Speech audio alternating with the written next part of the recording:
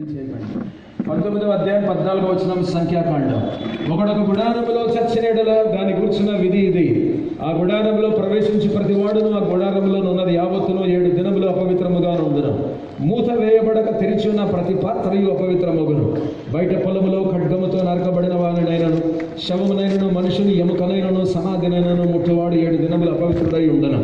అపవిత్రుడి కొరకు వారు పాప పరిహారార్థమైన హోమ భస్మములోనిది కొంచెం తీసుకునే వలన పాత్రలో వేయబడిన భస్మము మీద ఒకడు 6 నీళ్లను పోయవలడు. తర్వాత పవిత్రుడైన ఒకడు హిస్సోపు తీసుకొని ఆ నీళ్లలో ముంచి ఆ గుడారం మీదను దానిలోని సమస్తమైన ఉపకరణముల మీద అక్కడ నున్న మనుషుల మీదను ఎముకనే గాని నరకబడిన వారినే గాని శవమనే గాని సమాధిని గాని ముట్టిన వాని మీదను దానిని ప్రోక్షింపవలడు. 3వ దినమున 7వ దినమున పవిత్రుడు అపవిత్రుడి మీద దానిని ప్రోక్షింపవలను. 7వ దినమున వాడు పాపశుద్ధి చేసుకొని తన బట్టలు ఉదుకొని నీళ్లతో స్నానం చేసి సాయంకాలమున పవిత్రుడగును.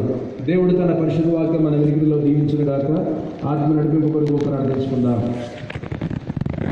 మహోన్నతుడైన మా దేవ, సర్వశక్తిమంతుడా, ప్రభువును రక్షకుడైన యేసుక్రీస్తు నామమున ఈ క్షణం వరకు కూడా మీరు మమ్మల్ని జ్ఞాపకం చేసుకున్నారు, సజీవలకలో ఉంచున్నారు. మీ పాదాలకు స్తోత్రాలు, వందనాలు చెల్లిస్తుంటున్నాం. క్షణములో మా ప్రాణాలు పోవచ్చు కానీ జీవాధిపతి అయిన యేసుక్రీస్తు నామమున మమ్మల్ని కనికరించి ఆ యేసు ప్రభువు వారి పరిశుద్ధ నామమున మా ఆయుష్ను పెంచినందుకు మీకు స్తుతులు స్తోత్రాలు మేము చెల్లిస్తుంటున్నాం. తండ్రి కుమార పరిశుద్ధాత్మ నామమున శిలువ శ్రమల యొక్క ధ్యానమును మేము ప్రారంభిస్తుండగా మా మధ్యలో అదృశ్యుడిగా ఉన్నటువంటి పరిశుద్ధాత్మ దేవ ఆది అంతమైన నడిపించాలని వేడుకుంటున్నాం. మీ సన్నిధిలో నిలబడి వాక్యాన్ని బోధించేటువంటి కృప మీరు నాకు దయచేశారు. మీకు వందనాలు. మీ తండ్రి ఆత్మ నుండి మాట్లాడుచున్నాడే కానీ మాట్లాడేవారు మీరు కానటువంటి వాగ్దానం నెరవేర్చాలని అభిషేకమును మరొకసారి జ్ఞానాత్మను కృపను ఆత్మ కుమరింపును నింపదలను పరిశుద్ధాత్మ శక్తిని నాకు విశ్వాసులకు దయచేయాలని, ఇంకా ఆధ్యాత్మికంగా ఎదగని వాళ్ళు చిన్నపిల్లల్లాగా ప్రవర్తించేటువంటి పెద్దలు కూడా కొందరు ఉంటారు. ఎలా ఉండాలో కూడా మీ సన్నిధిలో వారికి తెలియదు. మా తండ్రి మీ కృపలో వారిని కనికరించి వారితో కూడా మీరు మాట్లాడి ఆధ్యాత్మికంగా బలపరిచి మీ చిత్తమైతే ఈ సందేశము ద్వారా ఆత్మను మీరు రక్షించాలని పరిశుద్ధాత్మను కుమరిస్తూనే ఉండాలని ప్రభువును రక్షకుడైన యేసుక్రీస్తు వారి పరిశుద్ధ నామమున ప్రార్థించి వేడుకొంచున్నాము తండ్రి, ఆమేన్. దేవుని నామానికి స్తోత్రాల వందనాలు. మరొకసారి లోక రక్షకుడు నిజ దేవుడు దేవుని కుమారుడైన యేసు ప్రభువు వారి పరిశుద్ధ నామమున లోపల కూర్చున్న మీ అందరికీ అలాగే బయట కూర్చున్న మీ అందరికీ కూడా నజరేయుడైన యేసు నామమున శుభములు తెలియజేస్తున్నాను. దేవుని నామానికి మహిమ కలుగును గాక. మార్చి నెల 6వ తారీఖున దేవుని బిడ్డల ప్రపంచ వ్యాప్తంగా ఈ దినమును యాష్ వెడ్నెస్డేగా భస్మ బుధవారముగా చాలా మంది కూడా ఆచారబద్ధంగా ఆచరిస్తుంటారు తప్ప దేవుడికి ఇష్టమైనటువంటి రీతిలో చాలా మంది కూడా ఆచరించారు అని యథార్థంగా దేవుడి సన్నిధిలో ఒప్పుకొని తీరాలి. ఈ రోజు మా అమ్మగారి యొక్క జన్మదినం, కానీ దానికంటే ప్రాముఖ్యంగా దేవుని యొక్క మహాకృప యేసుప్రభు వారి యొక్క సన్నిధిలో బుధవారం స్తుతి సాక్ష్యము సందేశం అనేటువంటి ఈ ఆరాధనలో దేవుడి సన్నిధిలో వాక్యాన్ని బోధించేటువంటి కృపా ధన్యత దేవుడు నాకు అనుగ్రహించినందుకు హృదయపూర్వక ధన్యవాదాలు దేవాది దేవునికి ఈ సమయంలో నేను చెల్లిస్తుంటున్నాను. ప్రభునందు ప్రేమటువంటి వాళ్ళ చాలా వేగంగా స్టార్టింగ్ లో ఇంట్రొడక్షన్ లో లెంట్ అంటే ఏంటో చెప్తాను. దానికి ముందుగా భస్మ బుధవారం యాష్ వెడ్నెస్డే అంటే ఏంటో చెప్తాను. ఆ తర్వాత ఉపవాసం అంటే ఏంటో చెప్తాను. దేవునికి మహాకృపను బట్టి దాదాపు 13 సంవత్సరాలుగా శుభం హాల్లో ఎప్పుడైతే బుధవారం ఆరాధన నజరేన్ ఆరాధన ప్రారంభించామో అప్పటి నుంచి కూడా ఇప్పటి వరకు ఇలాగే ప్రతిసారి కూడా దేవుని యొక్క వాక్యాన్ని నూతన పందాలో వాక్యాన్ని బోధిస్తూనే ఉన్నాను. అలాంటి కృపను, అలాంటి ఘనిని, అలాంటి అభిషేకం, అలాంటి జ్ఞానం అనుగ్రహించిన దేవాది దేవునికి నా హృదయపూర్వక ధన్యవాదాలు ఈ సాయంకాలం ముందు నేను చెల్లిస్తుంటున్నాను.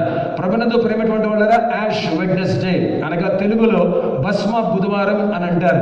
దీన్ని యాక్చువల్గా లెంట్ అనేటువంటిది ఈ రోజుతో స్టార్ట్ అవుతుందని చాలా మంది యొక్క నమ్మకం. అయితే ప్రపంచంలో 2గా విడిపోయింది దీని యొక్క ఆచారం. ఒకటి ఏంటంటే చాలా మంది మొన్న సోమవారం నుంచే లెంట్ ప్రారంభించినటువంటి వాళ్ళు ఉంటారు, కాకపోతే దాన్ని యాష్ మండే అని అనలేకపోయారు. రెండవదిగా బుధవారం నుంచి చాలా మంది కూడా లెంట్ పాటిస్తున్నారు, అందుకని దీన్ని యాష్ వెడ్నెస్డే అని అన్నారు. కాబట్టి చాలా మంది కూడా ప్రపంచంలో సోమవారం నుంచి లెంట్ను ప్రారంభించినటువంటి వాళ్ళు ఉన్నారు. అప్పటి నుంచి కూడా ఉపవాసం ఉండేటువంటి వాళ్ళు కూడా ఉన్నారు. రెండవదిగా భస్మ బుధవారం యాష్ వెడ్నెస్డే ఈ రోజు నుంచి కూడా లెంట్ను యేసుప్రభు వారి యొక్క శ్రమను ప్రారంభించినటువంటి వాళ్ళు ఉన్నారు. ఆ తర్వాత ఈ రోజు నుంచి కూడా ఉపవాసం ఉండేటువంటి వాళ్ళు ఉన్నారు. ఇక మూడవదిగా దేవుని బిడ్డలారా యాష్ వెడ్నెస్డే అనేటువంటి ఈ పేరు ఈ బుధవారానికి, భస్మ బుధవారం అనేటువంటి పేరు ఈ బుధవారానికి ఎందుకు వచ్చింది అని అంటే తప్పనిసరిగా మనమందరం కూడా గడిచేటువంటి సంవత్సరానికి వెళ్ళిపోవాలి. 2018లో ఎప్పుడైతే ఆదివారం మనం రామ్నగర్ స్కూల్లో ఉన్నామో, నగర సంకీర్తన చేశాం. ఆ రోజు triumphal entry of Jesus into Jerusalem, యేసుప్రభు యెరూషలేం ప్రవేశం చేశారు. దాన్ని ఇంగ్లీష్లో పామ్ సండే అంటాం, తెలుగులో మట్టల ద్వారం అంటాం. కాబట్టి సాయంకాలం దాదాపు 4 గంటలకు మనం అందరం కూడా బయలుదేరి నగర సంకీర్తనలు అద్భుత రీతిగా పాల్గొని ఏమాత్రం కూడా మొహమాటం లేకుండా సిగ్గుపడకుండా అందరం కూడా పాటలు పాడి అద్భుతమైనటువంటి సాక్ష్యాలు విన్నాం. ఆ తర్వాత సువార్త కూడా బహిరంగంగా మెగాఫోన్స్ ద్వారా ప్రకటించాం. మట్టలన్నీ కూడా చేతుల్లో పట్టుకొని ఈ మట్టల ఆదివారం తాలూకా యొక్క ప్రత్యేకత మనమందరం కూడా రోడ్లలో చాటుకొని ప్రభువును ఘనపరిచాం. జాగ్రత్తగా వినాలి. అది పూర్తి చేసుకున్న తర్వాత అందరం కూడా రామ్నగర్ స్కూల్కి వచ్చాం. వచ్చిన తర్వాత ఇలాంటి వేదిక మీద ఆ పామ్స్ అనగా ఆ మట్టలన్నింటినీ కూడా గుర్తుగా వేదిక మీద పెట్టాం. పెట్టిన తర్వాత మట్టల ఆదివారం ఆరాధన అయిపోయింది. నేను దేవుని యొక్క వాక్యాన్ని చెప్పాను. ఆ తర్వాత మీరందరూ కూడా మళ్ళీ ఇళ్ళకి వెళ్ళి ఉంటారు. మీరందరూ కూడా పట్టుకొని వచ్చేటువంటి మట్టలను పువ్వులతో అలంకరించారు. కాబట్టి మట్టలు చాలా అందంగా కనిపిస్తున్నాయి. ఎందుకంటే అవి పూలతో అలంకరించబడి ఉన్నాయి. కాబట్టి చివరిలో ముళ్ళు ఉంటుంది, కానీ ముళ్ళు కనిపించకుండా ముళ్ళును పువ్వుతో మనం అందరం కూడా కవర్ చేస్తూనే ఉన్నాం. మన జీవితం కూడా దేవుడి దృష్టిలో ముళ్ళు లాంటిదే, కానీ దేవుడు దాన్ని అలంకరించాడు ఒక పువ్వు ద్వారా. అది యేసుక్రీస్తున్నటువంటి పువ్వు. కాబట్టి ఆరాధన ఆ రోజు మట్టల ఆదివారం అయిపోయిన తర్వాత దేవుని బిడ్డలారా ఒక ప్రకటన నేను చేసి ఉంటాను. ఈ మట్టలన్నీ కూడా మీరు ఇంటికి తీసుకొని వెళ్ళండి అని చెప్పి ఉంటాను. జ్ఞాపకార్థంగా ఉంటుంది. ఈస్టర్ వరకు కూడా దాదాపు 4 రోజులు మీ ఇళ్లలో ఉంచండి అన్నప్పుడు మీలో చాలా మంది కూడా మట్టలన్నీ కూడా పామ్స్ అన్ని కూడా పట్టుకొని ఇంటికి తీసుకొని వెళ్ళారు. అవి ఎండిపోయేంత వరకు కూడా ఈస్టర్ పండుగ రోజు వరకు కూడా ఉంచుకున్నారు. అయితే యాష్ వెడ్నెస్డే భస్మ బుధవారం అనేటువంటిది ఏంటి అని అంటే, గడిచినటువంటి సంవత్సరం ఏ విధంగా మీరందరూ కూడా మట్టలు పామ్స్ అవన్నీ కూడా మట్టల ఆదివారం ఆరాధన అయిన తర్వాత ఇంటికి తీసుకుని వెళ్ళారో ఆ మట్టలన్నీ కూడా ఇంట్లో ఉంచి సంవత్సరం అంతా కూడా ఇంట్లో ఉంచి కరెక్ట్గా ఈ సంవత్సరం 2019వ సంవత్సరం మార్చి నెల దేవుని బిడ్డల 6వ తారీఖున ఈరోజు ఆ మట్టలన్నీ కూడా కాల్చి బూడిద చేసి ఆ బూడిదని తీసుకొని తల మీద శిలువ ఆకారంలో వేసుకుంటారు. ఆ విధంగా ఈ ఆచారం ప్రారంభమైంది కనుక అందుకని దీన్ని యాష్ వెడ్నెస్డే అని అంటారు. యాష్ అంటే బూడిద అని అర్థం, భస్మం అని అర్థం. కాబట్టి దేవుని బిడ్డలారా ఆ మట్టల ఆదివారమున మనం పట్టుకొని వెళ్ళినటువంటి మట్టలన్నీ కూడా ఎండిపోయిన తర్వాత గడిచినటువంటి సంవత్సరం మట్టల ఆదివారం మొదలుకొని ఈరోజు 2019 మార్చి నెల 6వ తారీఖు వరకు కూడా ఇళ్లలో మనం దాచుకున్నటువంటి మట్టలను బాగా ఎండిపోయిన తర్వాత అగ్నిలో కాల్చిన తర్వాత మంటలో కాలిపోయిన తర్వాత అవన్నీ కూడా బూడిదవుతాయి. కాబట్టి ఆ బూడిదను తీసుకొని తల మీద శిలువ ఆకారంలో వేసుకుంటారు. చాలా మంది కూడా ఈ లెంట్ను పాటించేటువంటి వాళ్ళు.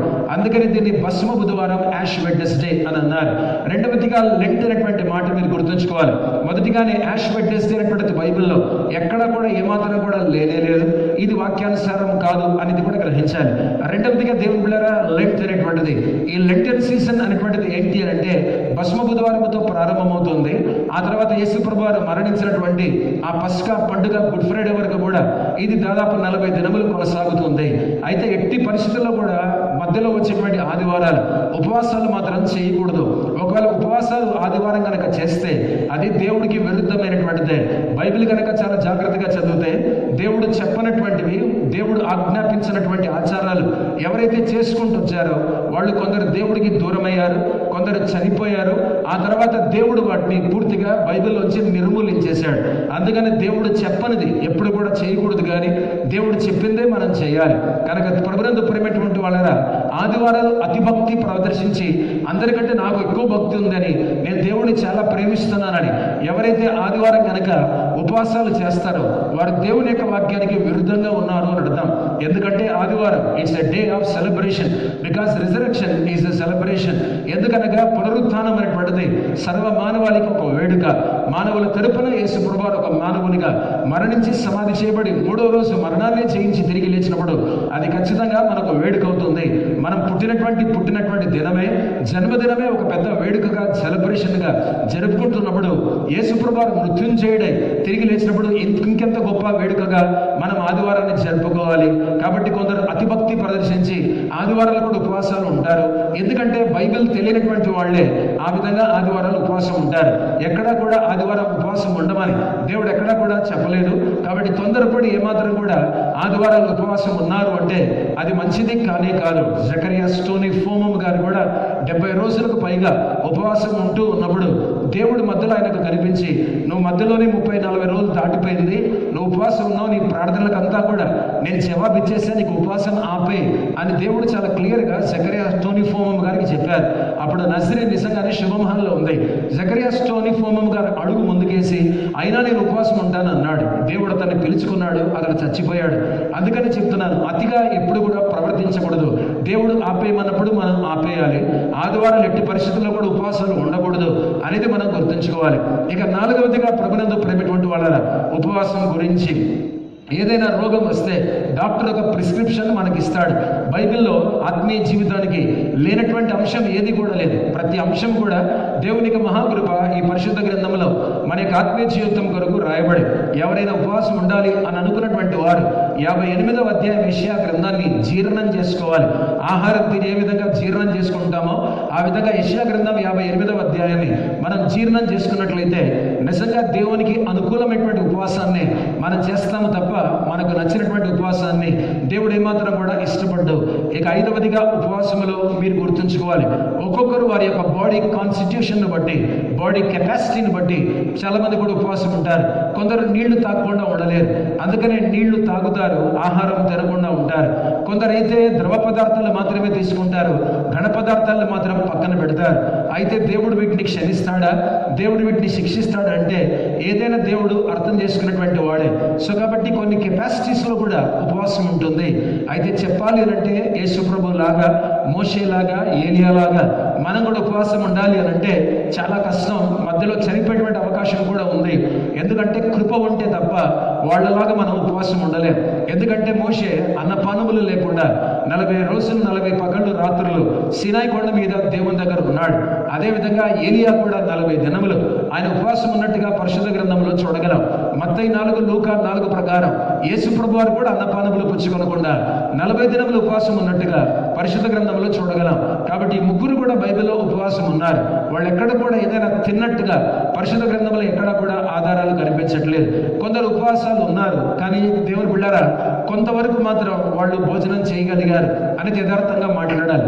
కాబట్టి ఒకవేళ ఉపవాసం అంటూ కనుక మీరు చేయగలిగితే, మీ బాడీ కాన్స్టిట్యూషన్ కనుక మీతో సహకరిస్తే, మీ బాడీ కనుక మీతో సహకరిస్తే, మీకు ఆ కెపాసిటీ కనుక ఉంటే తప్పనిసరిగా ఉమ్మి కూడా మింగకుండా, నీళ్లు కూడా తాగకుండా, ఏమి కూడా ఆహారం భుజించకుండా, లేదా ఈ ద్రవ పదార్థాలు ఏవి కూడా తీసుకోకుండా దేవుడి సన్నిధిలో ఉపవాసంలో కనుక గడిపితే నిజంగా అది దేవుడికి ఇష్టమైనటువంటి ఉపవాసం.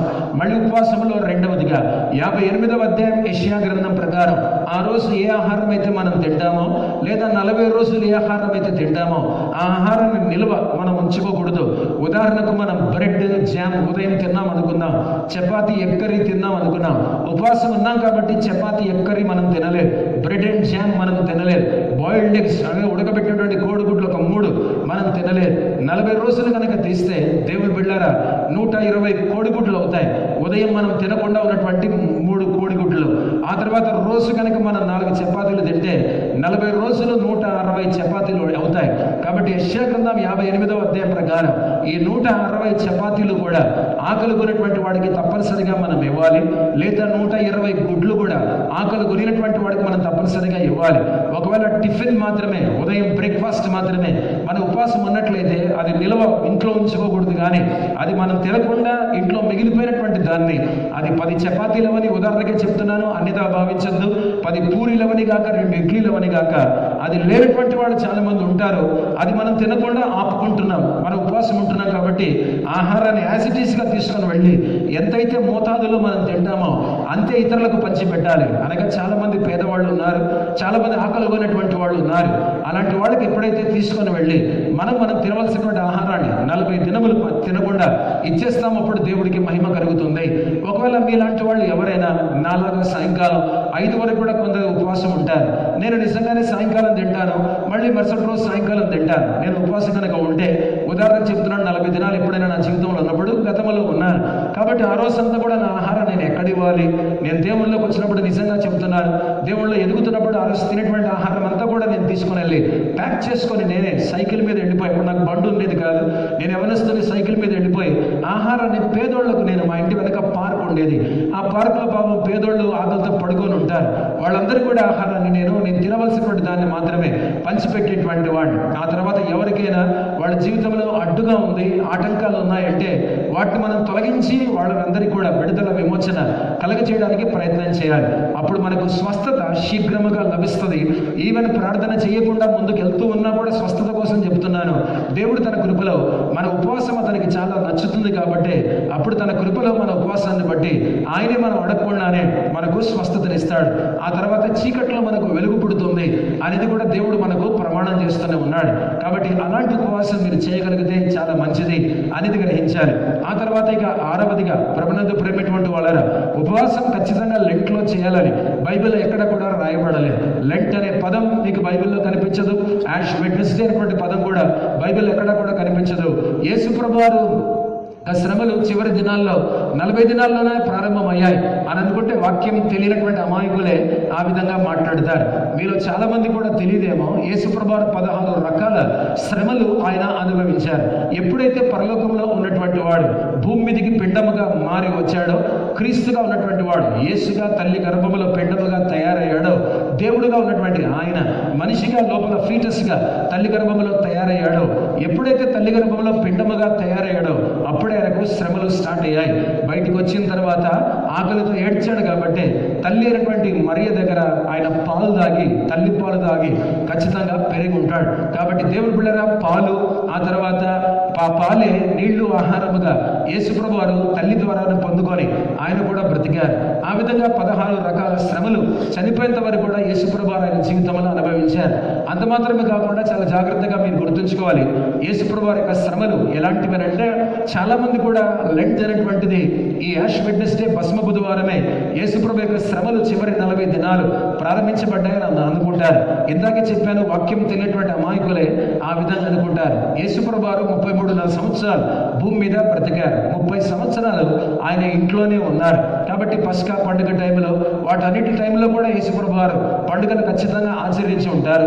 ఎప్పుడైతే సంపూర్ణమైనటువంటి సేవకు సర్వ మానవాళిటువంటి మనలందరినీ కూడా రక్షించడానికి యేసుప్రభు వారు ఈ లోకంలోకి అడుగు పెట్టారో, తల్లి ఇంటిని తండ్రి ఇంటిని పక్కన పెట్టేశారు, తమ్ముళ్లను చెల్లెలను పక్కన పెట్టి ఇక ఇల్లు దాటి నజరేతు దాటి బయటకు వచ్చి కపెర్నహూము కేంద్రంగా చేసుకొని ఆయన పరిచర్య చేయడం మొదలు పెట్టాడు.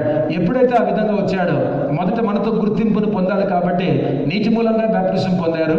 రెండవదిగా ప్రభునందు ప్రియమైన వాళ్ళారా, ఉపవాసం లేకుండా పరిచర్య చేయలేడు కనుక యేసుప్రభు ఒక మనిషిగా 40 దినములు ఏమీ తినకుండా త్రాగకుండా అరణ్యములోకి వెళ్ళిపోయి యేసుప్రభు ఉపవాసం ఉన్నట్టుగా పరిశుద్ధ గ్రంథంలో మనం చూస్తాం. ఎందుకు అని అంటే ఆయన 40 దినముల పరిచర్య ఉపవాస దీక్ష ఎందుకు చేశాడనగా 40 నెలల పరిచర్య అని చాలాసార్లు చెప్పాను. వాళ్ళకి అప్పట్లో దేవుని బిడ్డ 350 రోజులు ఉండేటువంటివి సంవత్సరంలో. మనకు గ్రెగేరియన్ క్యాలెండర్ ప్రకారం 365 దినాలు ఉన్నాయి సంవత్సరంలో. కాబట్టి యేసుప్రభు వారు మరి మొత్తం 40 నెలల పరిచర్య చేయబోతున్నారు 3.5 సంవత్సరాలు అంటే. అందుకని యేసుప్రభు వారు 40 దినముల ఉపవాసం ఉన్నారు. దినమునకు ఒక నెల చొప్పున నెలకు సరిపడేటువంటి ఉపవాసాన్ని ఒకరోజు చేసి నెలంతా పరిచర్య ఒక ఉపవాస ప్రార్థన మీద ఆధారపడింది. ఎవరైతే ఉపవాస ప్రార్థన చేస్తారో వాళ్ళు నిజంగా దీవించబడతారు, ఆశీర్వదించబడతారు, పరిశుద్ధాత్మతో నింపబడతారు, దేవుని యొక్క అభిషేకాన్ని పొందుకుంటారు, ఆత్మీయ జీవితంలో దేవుడికి చాలా దగ్గర అవుతారు. ఆ తర్వాత శోధనలు కూడా వాళ్ళు ఖచ్చితంగా జయిస్తారు. అద్భుతమైనటువంటి పరిచర్య దేవుడు తన కృపలో ఉపవాస ప్రార్థనలో ఇస్తాడు. అందుకని యేసుప్రభు వారు ఒక మనిషిగా మనందరికీ కూడా పరిచర్య చేయాలి. కాబట్టి 40 దినములు యేసుప్రభు వారు యూదయ అరణ్యములో ఆయన ఉపవాసం ఉన్నట్టుగా పరిశుద్ధ గ్రంథంలో మనం చూడగలం. కాబట్టి ప్రభునందు ప్రియమైన వాళ్ళారా, ఇప్పుడు మీరు చెప్పాలి, ఆయన పరిచర్య ప్రారంభంలోనే ఉపవాసం చేశాడు కానీ పరిచర్య ముగింపులో ఉపవాసం చేయలేదు. ఆయన పరిచర్య ప్రారంభంలోనే ఆయనకు శ్రమలు మొదలయ్యాయి కానీ పరిచర్య ముగింపులో ఆయనకు శ్రమలు మొదలు కాలేదు. అమాయకులు బైబిల్ తెలియనటువంటి వాళ్లే. అందుకనే లెంట్ అనేది తీసుకొని వచ్చారు, యాష్ వెడ్నెస్డే అనేది చివరి దినాల్లో తీసుకొని వచ్చారు. ఈ లెక్కంతా కూడా యేసుప్రభు వారు చనిపోక ముందు వచ్చేటువంటి 40 దినాలనే శ్రమల దినాలు అని అమాయకులు అంటూనే ఉన్నారు. కానీ బైబిల్ ఏం చెబుతుంది? చివరి 40 దినాలు శ్రమ పడ్డాడా, లేకపోతే అతని పరిచర్య 40 దినముల ఉపవాస ప్రార్థనతో ఆయన శ్రమతో ప్రారంభించాడు. ఉపవాసం ఒక విధంగా నిజంగానే శ్రమ. మన శరీరాన్ని గాయపరుచుకుంటాం, మనలో ఉన్నటువంటి కోరికలను గాయపరుచుకుంటాం, మనకున్నటువంటి ఆశలను దేవుడి కోసం చంపుకుంటాం. కాబట్టి ఎప్పుడైతే ఆ విధంగా చంపుకుంటామో అది కూడా శ్రమ. అందుకని యేసుప్రభువు 40 దినముల యొక్క శ్రమ ఉపవాసం యొక్క రూపంలో పరిచర్య యొక్క ప్రారంభంలో అనుభవించారే తప్ప ఈ కాలం అమాయకులైనటువంటి వాళ్ళు లెంట్ ప్రారంభించేసి, యాష్ వెడ్నెస్డే ప్రారంభించేసి యేసుప్రభువు యొక్క శిలువ మరణానికి ముందు 40 దినాలు శ్రమలు అనుభవించారు అనేటువంటిది పొరపాటు. ఇంకా కొంచెం ముందుకు వెళ్ళినట్లయితే 7 లేదా 8 ఉపవాసం గురించి ఆయన ప్రతిరోజు కూడా శ్రమలను అనుభవిస్తూనే ఉన్నారు. ఎందుకంటే నక్కలకు బొరియలు ఉన్నాయి, ఆకాశ పక్షులకు గూళ్ళు ఉన్నాయి, కానీ మనుష్య కుమారునికి తల దాచుకోవడానికి స్థలం లేదు అని అన్నప్పుడు ఆయన ఒక శ్రమ అనుభవించాడు. అందరూ కూడా నిజంగా చాలా ప్రేమించి ఆహారం తీసుకొని వస్తూనే ఉన్నారు. నేను పాస్టమ్మ గారు గత వారం నుంచి వైరల్ ఫీవర్కు గురయ్యాం. నిజంగా చెప్పాలంటే మా ఇంట్లో ఎన్ని పళ్ళు ఉన్నాయో నాకే తెలియదు. వందల పళ్ళు పడున్నాయి. ఉదాహరణకు చెప్తున్నాను, మా మీద ప్రేమతో అభిమానంతో మీలో చాలా మంది కూడా మమ్మల్ని దర్శించి చాలా పళ్ళు తీసుకొని వచ్చారు. మాకు సమృద్ధి ఎక్కువైపోయింది. అవి మళ్ళీ తిరిగి పంచిపెట్టడం మొదలుపెట్టాం. కానీ యేసుప్రభు వారికి దగ్గరికి ఎవరు కూడా పళ్ళు తీసుకొని రాలేదు, ఎవరు ఆహారం తీసుకొని రాలేదు. మా ఇంటికి ఎన్ని క్యారియర్లు వస్తున్నాయో, ఎన్ని భోజనాలు వస్తున్నాయో నాకే తెలియదు. అన్ని భోజనాలు, అన్ని కూరలు, వంటలన్నీ కూడా ఇప్పటికీ వస్తూనే ఉన్నాయి మా మీద ప్రేమతో అభిమానంతో. కానీ పాపం యేసుప్రభు వారి దగ్గరికి ఆయన ఆకలి కొని ఉన్నాడు కదా అని ఎవరు కూడా ఆయన దగ్గరికి క్యారియర్ పట్టుకొని రాలేదు. కాబట్టి ప్రతిరోజు కూడా ఆకలి అనేటువంటి శ్రమ అనుభవించాడు. ఎవరైనా ఆతిథ్యం ఇస్తే తినేటువంటి వాడు, లేకపోతే యేసుప్రభు వారు పస్తుండేటువంటి వాడు. ఒకవేళ దాహం వేసినా, ఎక్కడైనా అవకాశం ఉంటే అక్కడ నీళ్లు తాగేవాడే. కానీ ఒకవేళ దాహం వేసినా, దాహం కూడా శ్రమే కనుక ఆయన నీళ్లు తాగకుండా ఆ విధంగా దాహంతోనే ఆయన ఉండేటువంటి వాడు. అందుకనే సుకారు అనేటువంటి గ్రామానికి, సమరయ దేశానికి, సమరయ ఊరు అన్నట్టు వెళ్ళినప్పుడు సమరయ స్త్రీ దేవుని బిడ్డలు యాకోబు బావి దగ్గరకు వస్తుంది. నిజంగానే భౌతికంగా తప్పికొన్నాడు కాబట్టి నీళ్లు తాగడానికి అంత దూరం యేసుప్రభువు ప్రయాణించాడనేది గ్రహించాలి.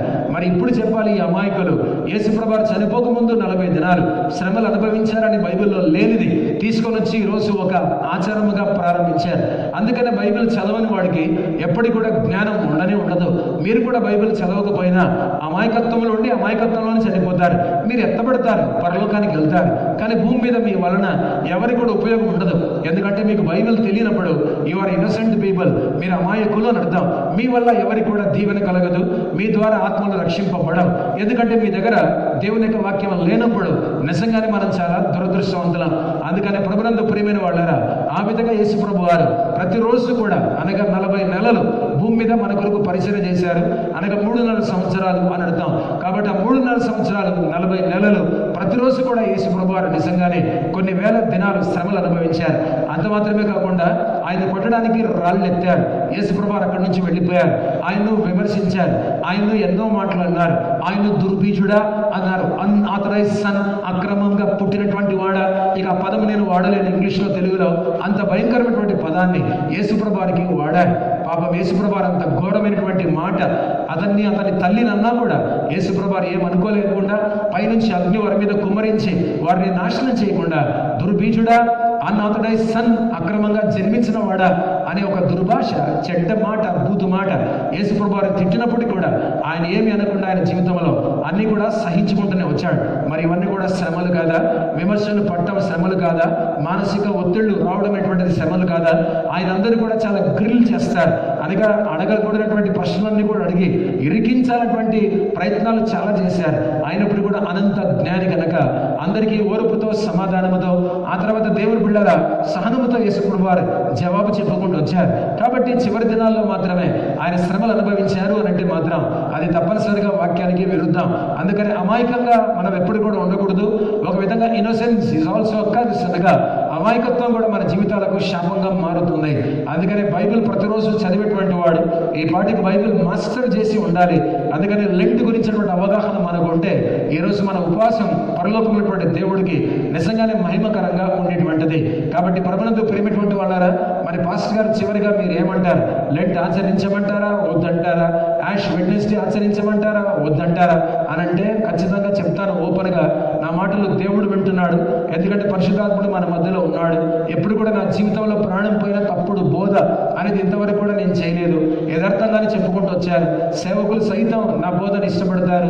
నేనంటే పడని వాళ్ళు సైతం నన్ను మెచ్చుకుంటారు. ఎందుకంటే జోసెఫ్ ప్రకాష్ ఏదైనా బాగా చెప్తాడు రా, వాక్యం తిరుగులేదు అని చాలా మంది సేవకులు ఇప్పటికి కూడా ఒప్పుకుంటారు. కాబట్టి ప్రభునందు ప్రేమటువంటి వాళ్ళ యథార్థంగానే మాట్లాడుతున్నాను.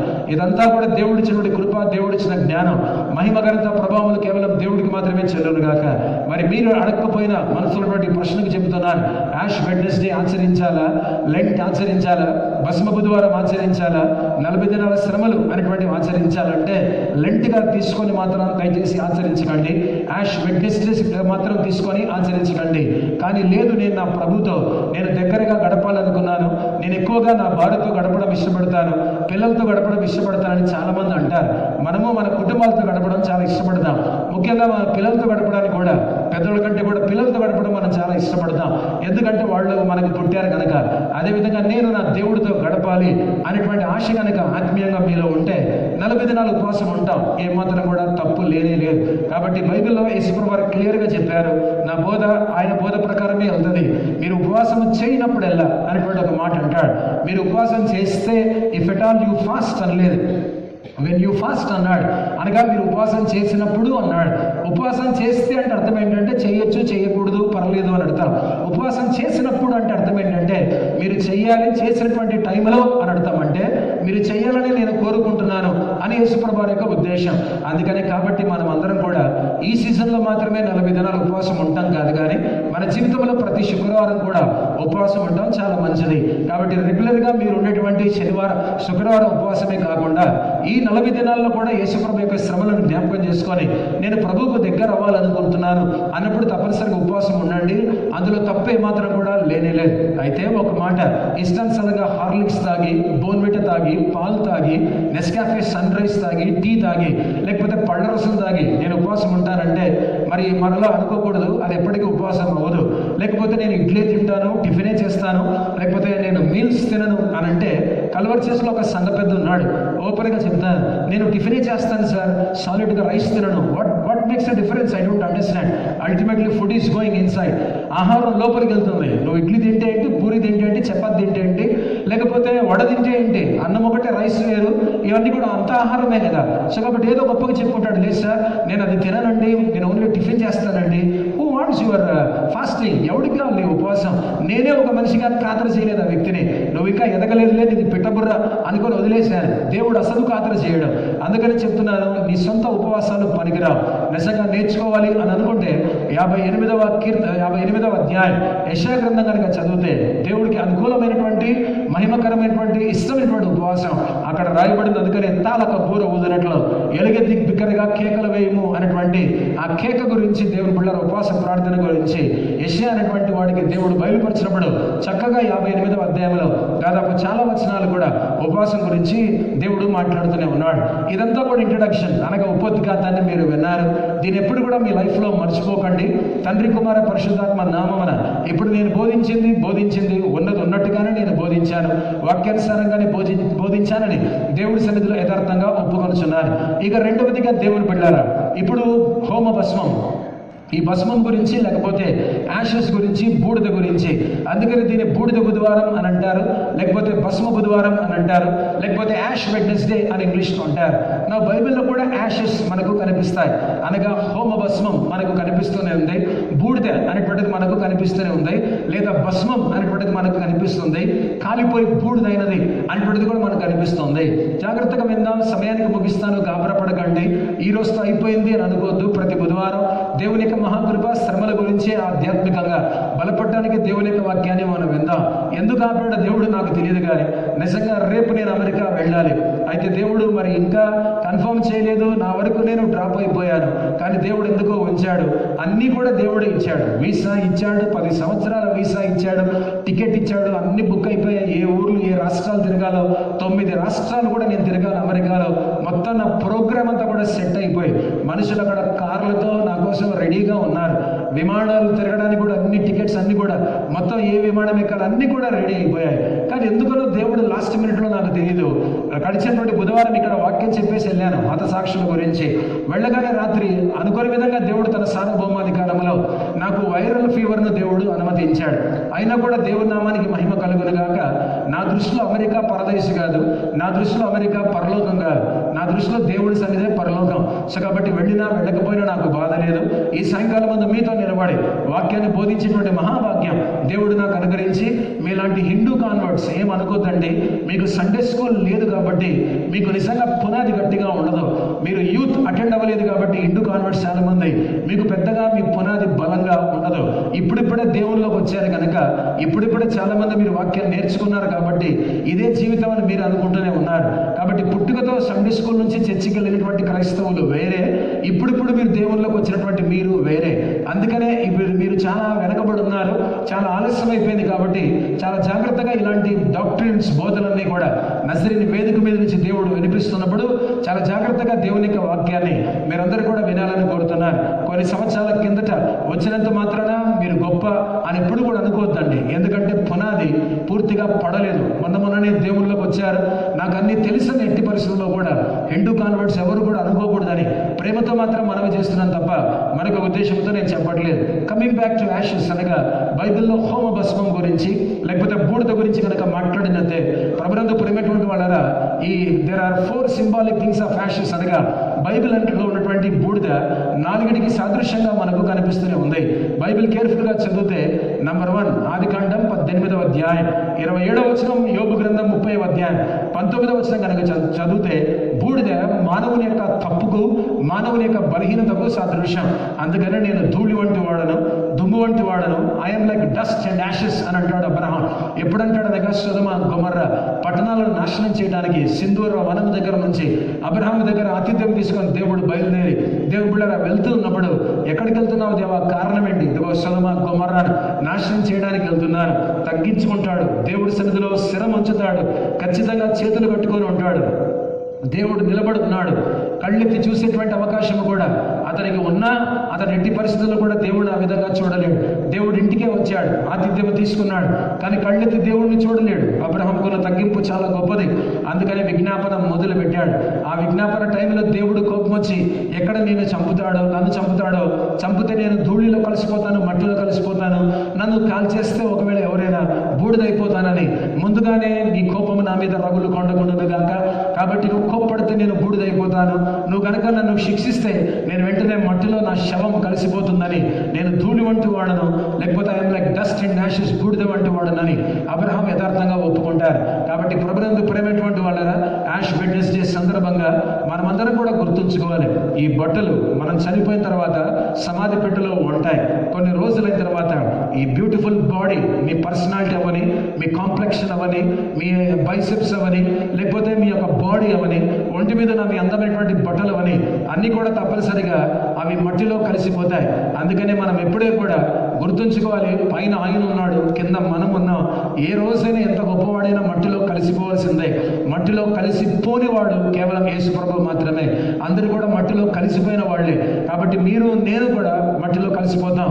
పౌలు మట్టిలో కలిసిపోయాడు, బిల్ గ్రహం గారు మట్టిలో కలిసిపోయారు, విలియం కేరీ మట్టిలో కలిసిపోయాడు, మార్టిన్ లూథర్ మట్టిలో కలిసిపోయాడు, పురుషోత్తం చౌదరి గారు మట్టిలో కలిసిపోయారు. కాబట్టి ప్రభునందు ప్రియమైన వాళ్ళరా, ఎంతో గొప్ప మహామహులు అందరూ కూడా దేవుల్లో ఉన్నవాళ్ళు, అబ్రహాం, మోషే, వీళ్ళందరూ కూడా మట్టిలో కలిసిపోయారు. కాబట్టి ఆయన డస్ట్ అండ్ యాషెస్ అని అంటాడు. నేను బూడిద వంటి వాడిని, ధూళి వంటి వాడిని, దుమ్ము వంటి వాడిని అంటాడు. ఎగ్జాక్ట్లీ 30వ అధ్యాయం 19వ వచనంలో యోబు కూడా హ్యూమన్ ఫ్రైల్టీ అనగా మానవులమైనటువంటి మేము బూడిద లాంటి వాళ్ళం, ఎదుగో బూడిదలో కూర్చున్నానని దేవుడికి తెలియజేస్తాడు. కనుక ప్రభునందు ప్రియమైన వాళ్ళరా, అన్యథా భావించదు. అబ్రహాం అంతటి వాడే తను తాను బూడిదతో పోల్చుకున్నాడు. యోబు అంత నీతిమంతుడే పాత నిబంధనలో తను తాను బూడిదతో పోల్చుకున్నాడు. కాబట్టి మీరు నేను లెంట్ అనేటువంటిది ఆచరిస్తూ ఉంటే, యాష్ వెడ్నెస్డే ఆచరిస్తూ ఉంటే దేవుడికి దగ్గర అవడానికి ఉపవాసం ఉండడంలో తప్పే మాత్రం కూడా లేదని చెప్పారు. కాకపోతే మనం కూడా బూడిదలాగా మనల్ని మనం గుర్తుంచుకొని దేవుని బిడ్డరా ఆ బూడిదతో గుర్తింపును పొంది దేవుడి దృష్టిలో మనం బూడిదలాగా తగ్గించుకోవాలి తప్ప తొందరపడి ఎట్టి పరిస్థితుల్లో కూడా హెచ్చించుకోకూడదు అనేది గ్రహించాలి. అందుకనే first symbolic thing of ash అనగా బైబిల్లో దేవుని బిడ్డరా సింబల్ ఆఫ్ 4 థింగ్స్ అనగా ఫస్ట్ సింబల్ ఆఫ్ యాష్ అనగా ఈ బూడిద మొట్టమొదట దేనికి సాదృశ్యం అనగా హ్యూమన్ ఫ్రైల్టీ అనగా మానవుని యొక్క తప్పిదములకు, మానవుని యొక్క బలహీనతలకు, ఒకరోజు మానవుడు మట్టిలో కలిసిపోతాడు అన్నదానికి ఒక తాత్కాలికమైనటువంటి జీవితానికి బూడిద సాదృశ్యం బైబిల్ అనేది గ్రహించాలి. రెండవదిగా దేవుని బిడ్డలారా, రెండవదిగా బూడిద అనేటువంటిది హ్యూమిలియేషన్ అనగా తగ్గింపు లేకపోతే అవమానం అనేది గ్రహించాలి. 102వ కీర్తన 9వ వచనములో కీర్తనకారుడు అంటాడు, బూడిద నాకు ఆహారమైంది అంటాడు. ఎవరైనా బూడిద తింటారంటే ఎవరు కూడా బూడిద తినరు, తిన్నా కూడా అది మనకు జీర్ణం అవ్వదు. 102వ కీర్తన 9వ వచనంలో బూడిద నాకు ఆహారమైంది అని అంటాడు. ఎందుకు అలాగైంది అంటే అంత ఘోరంగా నా జీవితం దిగజారిపోయింది, హ్యూమిలియేషన్ అవమానం నా జీవితంలో తగ్గింపును నేను అనుభవించాను. ఆ తర్వాత 42వ అధ్యాయం 6వ వచనం ఇదిగో నేను బూడిదలో ఉన్నాను అని మళ్ళీ యోబు బూడిద కోసమే మాట్లాడతాడు. తన జీవితంలో చాలా రోజులు కూడా బూడిదలో ఎవరైనా గడిపారు అంటే నాకు తెలిసి యోబే బూడిదలో గడిపాడు. కాబట్టి యోబు అంత గొప్ప నీతిమంతుడే, అంత గొప్ప షేక్, అంత గొప్ప కోటీశ్వరుడు ఆ కాలంలో బూడిదలో ఎక్కువ రోజులు గడిపాడంటే ఈరోజు కుర్చీల్లో లైట్ల కింద ఒక థియేటర్లో బయట చల్ల గాలి వీస్తుండగా అందరూ కూడా దేవుడి సన్నిధిలో గడుపుతున్నాం. కానీ యోబు మాత్రం బైబిల్ చదివితే ఎక్కువ రోజులు అతడు బూడిదలో గడిపినట్టుగా పరిశుద్ధ గ్రంథంలో చూడగలం. అంటే అవమానించబడ్డాడు సైతాను ద్వారా, తగ్గించబడ్డాడు దేవుని ద్వారా. అందుకనే అవమానానికి తగ్గింపుకు సూచన బూడిద గనక ఆ బూడిదలోనే యోబు కూర్చున్నట్టుగా 42వ అధ్యాయం 6వ వచనంలో మనం చూడగలం. ఇక మూడవదిగా దేవుని బిడ్డలారా, యెషయా గ్రంథం 58వ అధ్యాయం 5వ వచనం కనుక చదివితే మళ్ళీ ఉపవాసం గురించి కూడా దేవుడు మాట్లాడుతున్నప్పుడు మీరు ఒకడు గోనె పట్టు కొట్టుకొని బూడిదలో కూర్చోవడం నాకు ఇష్టమైనటువంటి ఉపవాసమా, నాకు అనుకూలం ఉపవాసమా అంటాడు. కాబట్టి 58వ అధ్యాయం 5వ వచనం ప్రకారం దేవుడు నోట్లో నుంచి కూడా బూడిద గోనపట్ట అని వచ్చింది కనుక అది అవమానానికి తగ్గింపునకు సాదృశ్యం. 28వ అధ్యాయం 18వ వచనం ఒకవేళ మనం యెహెజ్కేలు గ్రంథం చదివినట్లయితే తూరు దేశానికి ఒక రాజు ఉంటాడు.